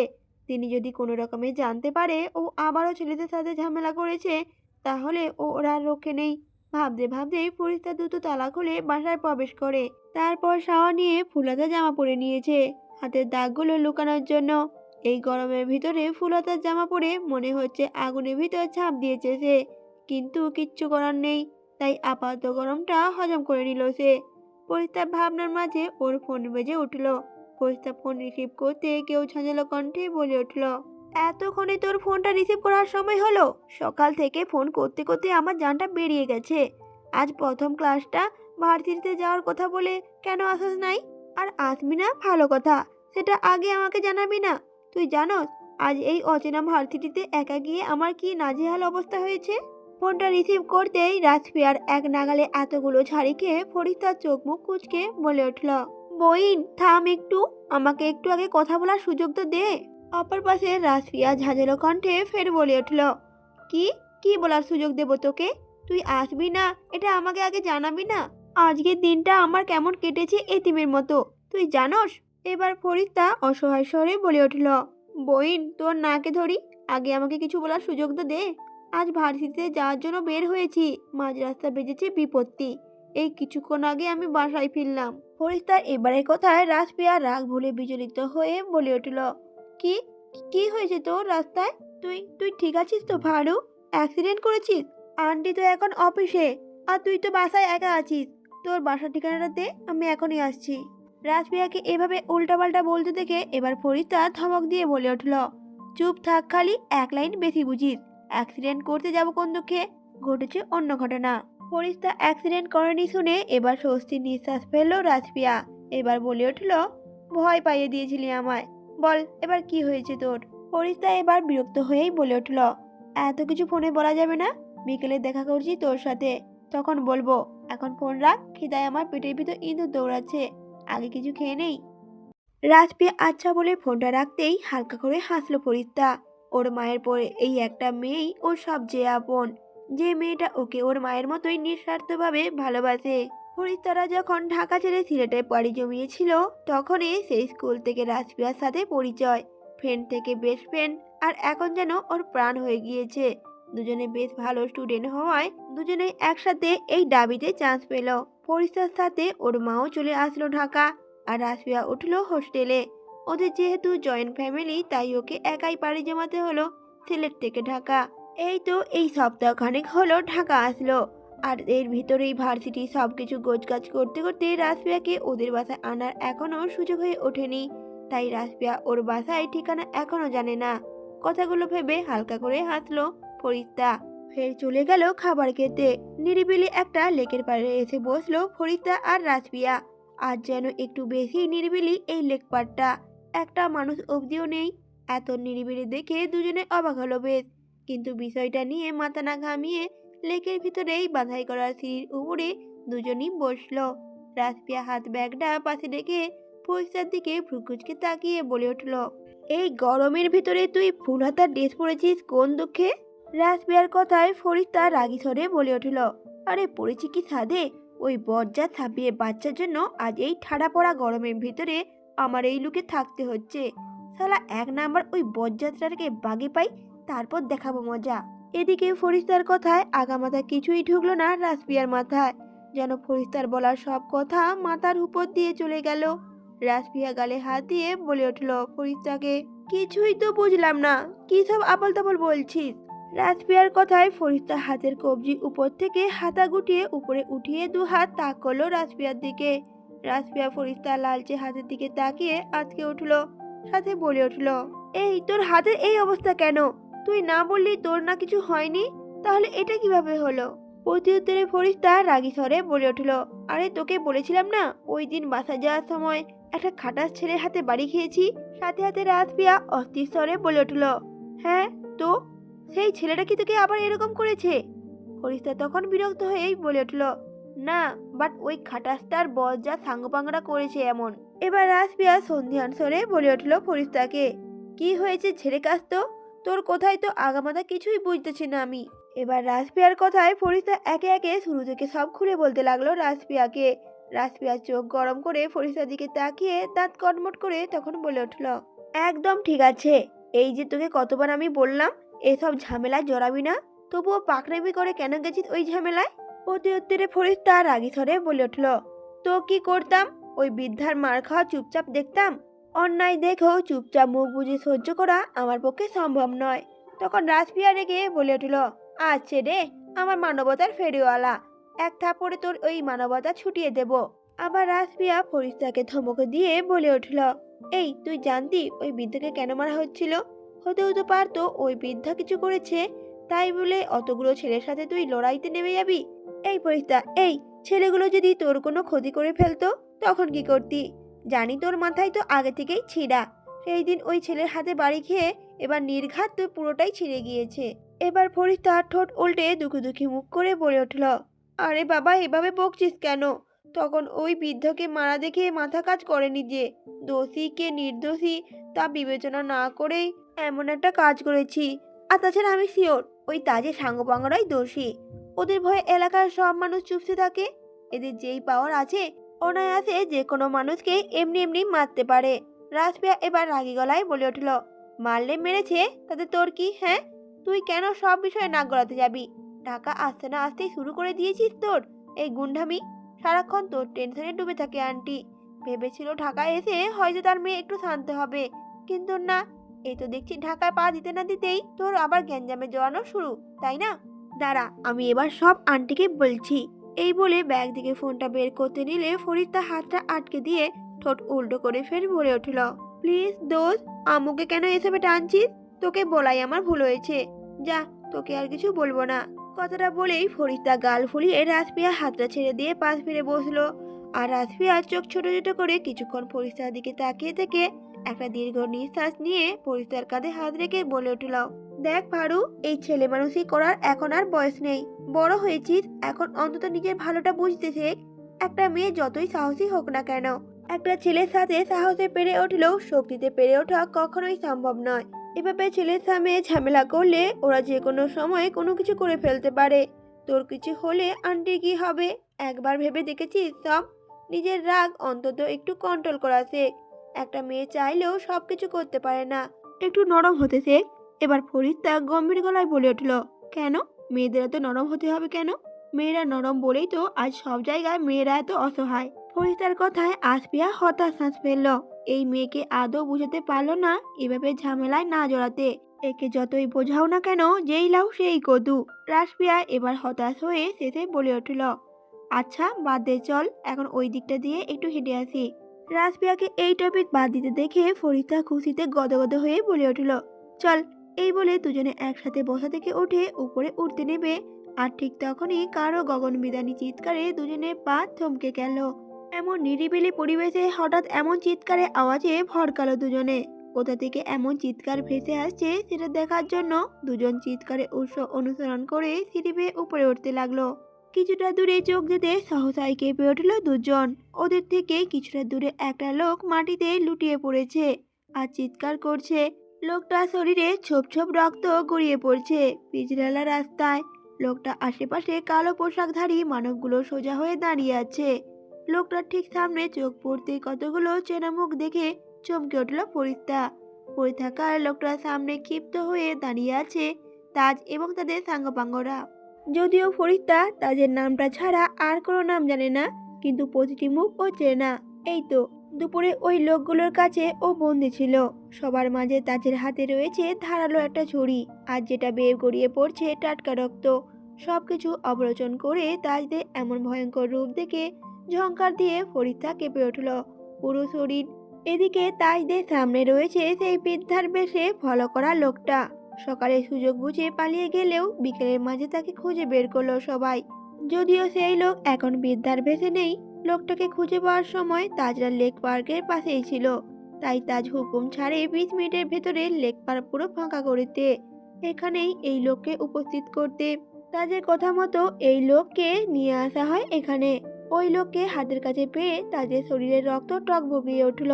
প্রথমে ভালোই ভালো জিজ্ঞেস করেছিল ওকে কার কথা এভাবে ফলো করা হয়েছে, কিন্তু এই লোক কিছুতেই মুখ খুলছিল না।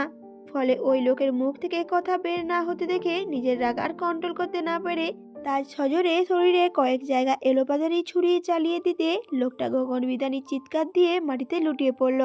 এরপরও লোকটাকে স্বীকার করতে না দেখে তাজ লোকটার পাশে বসে গলা বরাবর ছুরি তাক করে হুঙ্কার ছেড়ে বলে উঠল, শেষবারের মতো জিজ্ঞেস করছি, কার কথায় এমন করেছিস বল।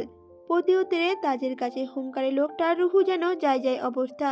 মুখ দিয়ে কথা বলার শক্তিটাও ফুরিয়ে গিয়েছে, যেন আর একটু হলেই রুহুটা বেরিয়ে যাবে প্রাণ থেকে।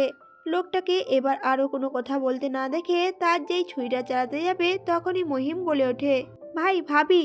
হঠাৎ মহিমের কথা শুনে থেমে গেল তাজের হাতটা থামিয়ে চট করে চোখ তুলে সামনে তাকাতেই ওদের থেকে কিছুটা দূরে ভয়ার্ত মুখ নিয়ে দাঁড়িয়ে আছে দুটো মেয়ে।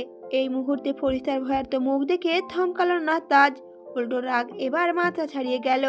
তাজ এবার হিতাহিত জ্ঞানে জ্ঞানশূন্য হয়ে দাঁড়িয়ে হুঙ্কার ছেড়ে গার্ডদের উদ্দেশ্যে বলে উঠল, 25 মিনিটের ভেতরে পুরো লেক পার্ক ফাঁকা করতে বলেছিলাম, তাহলে এরা আসলো কি করে? তাজের ছোড়া হুঙ্কারে আত্মা শুদ্ধ উড়ে গেল সব গার্ডদের। সবাই একসাথে ভয়ার্ত চোখে একে অপরের দিকে চাচাই করতে লাগলো। ওরা তো পুরো লেক পার্ক ফাঁকা করে দিয়েছিল, তাহলে এই মেয়ে দুটো আসলো কোথা থেকে? আর ভেতরে ঢুকলোই বা কোন সময়ে?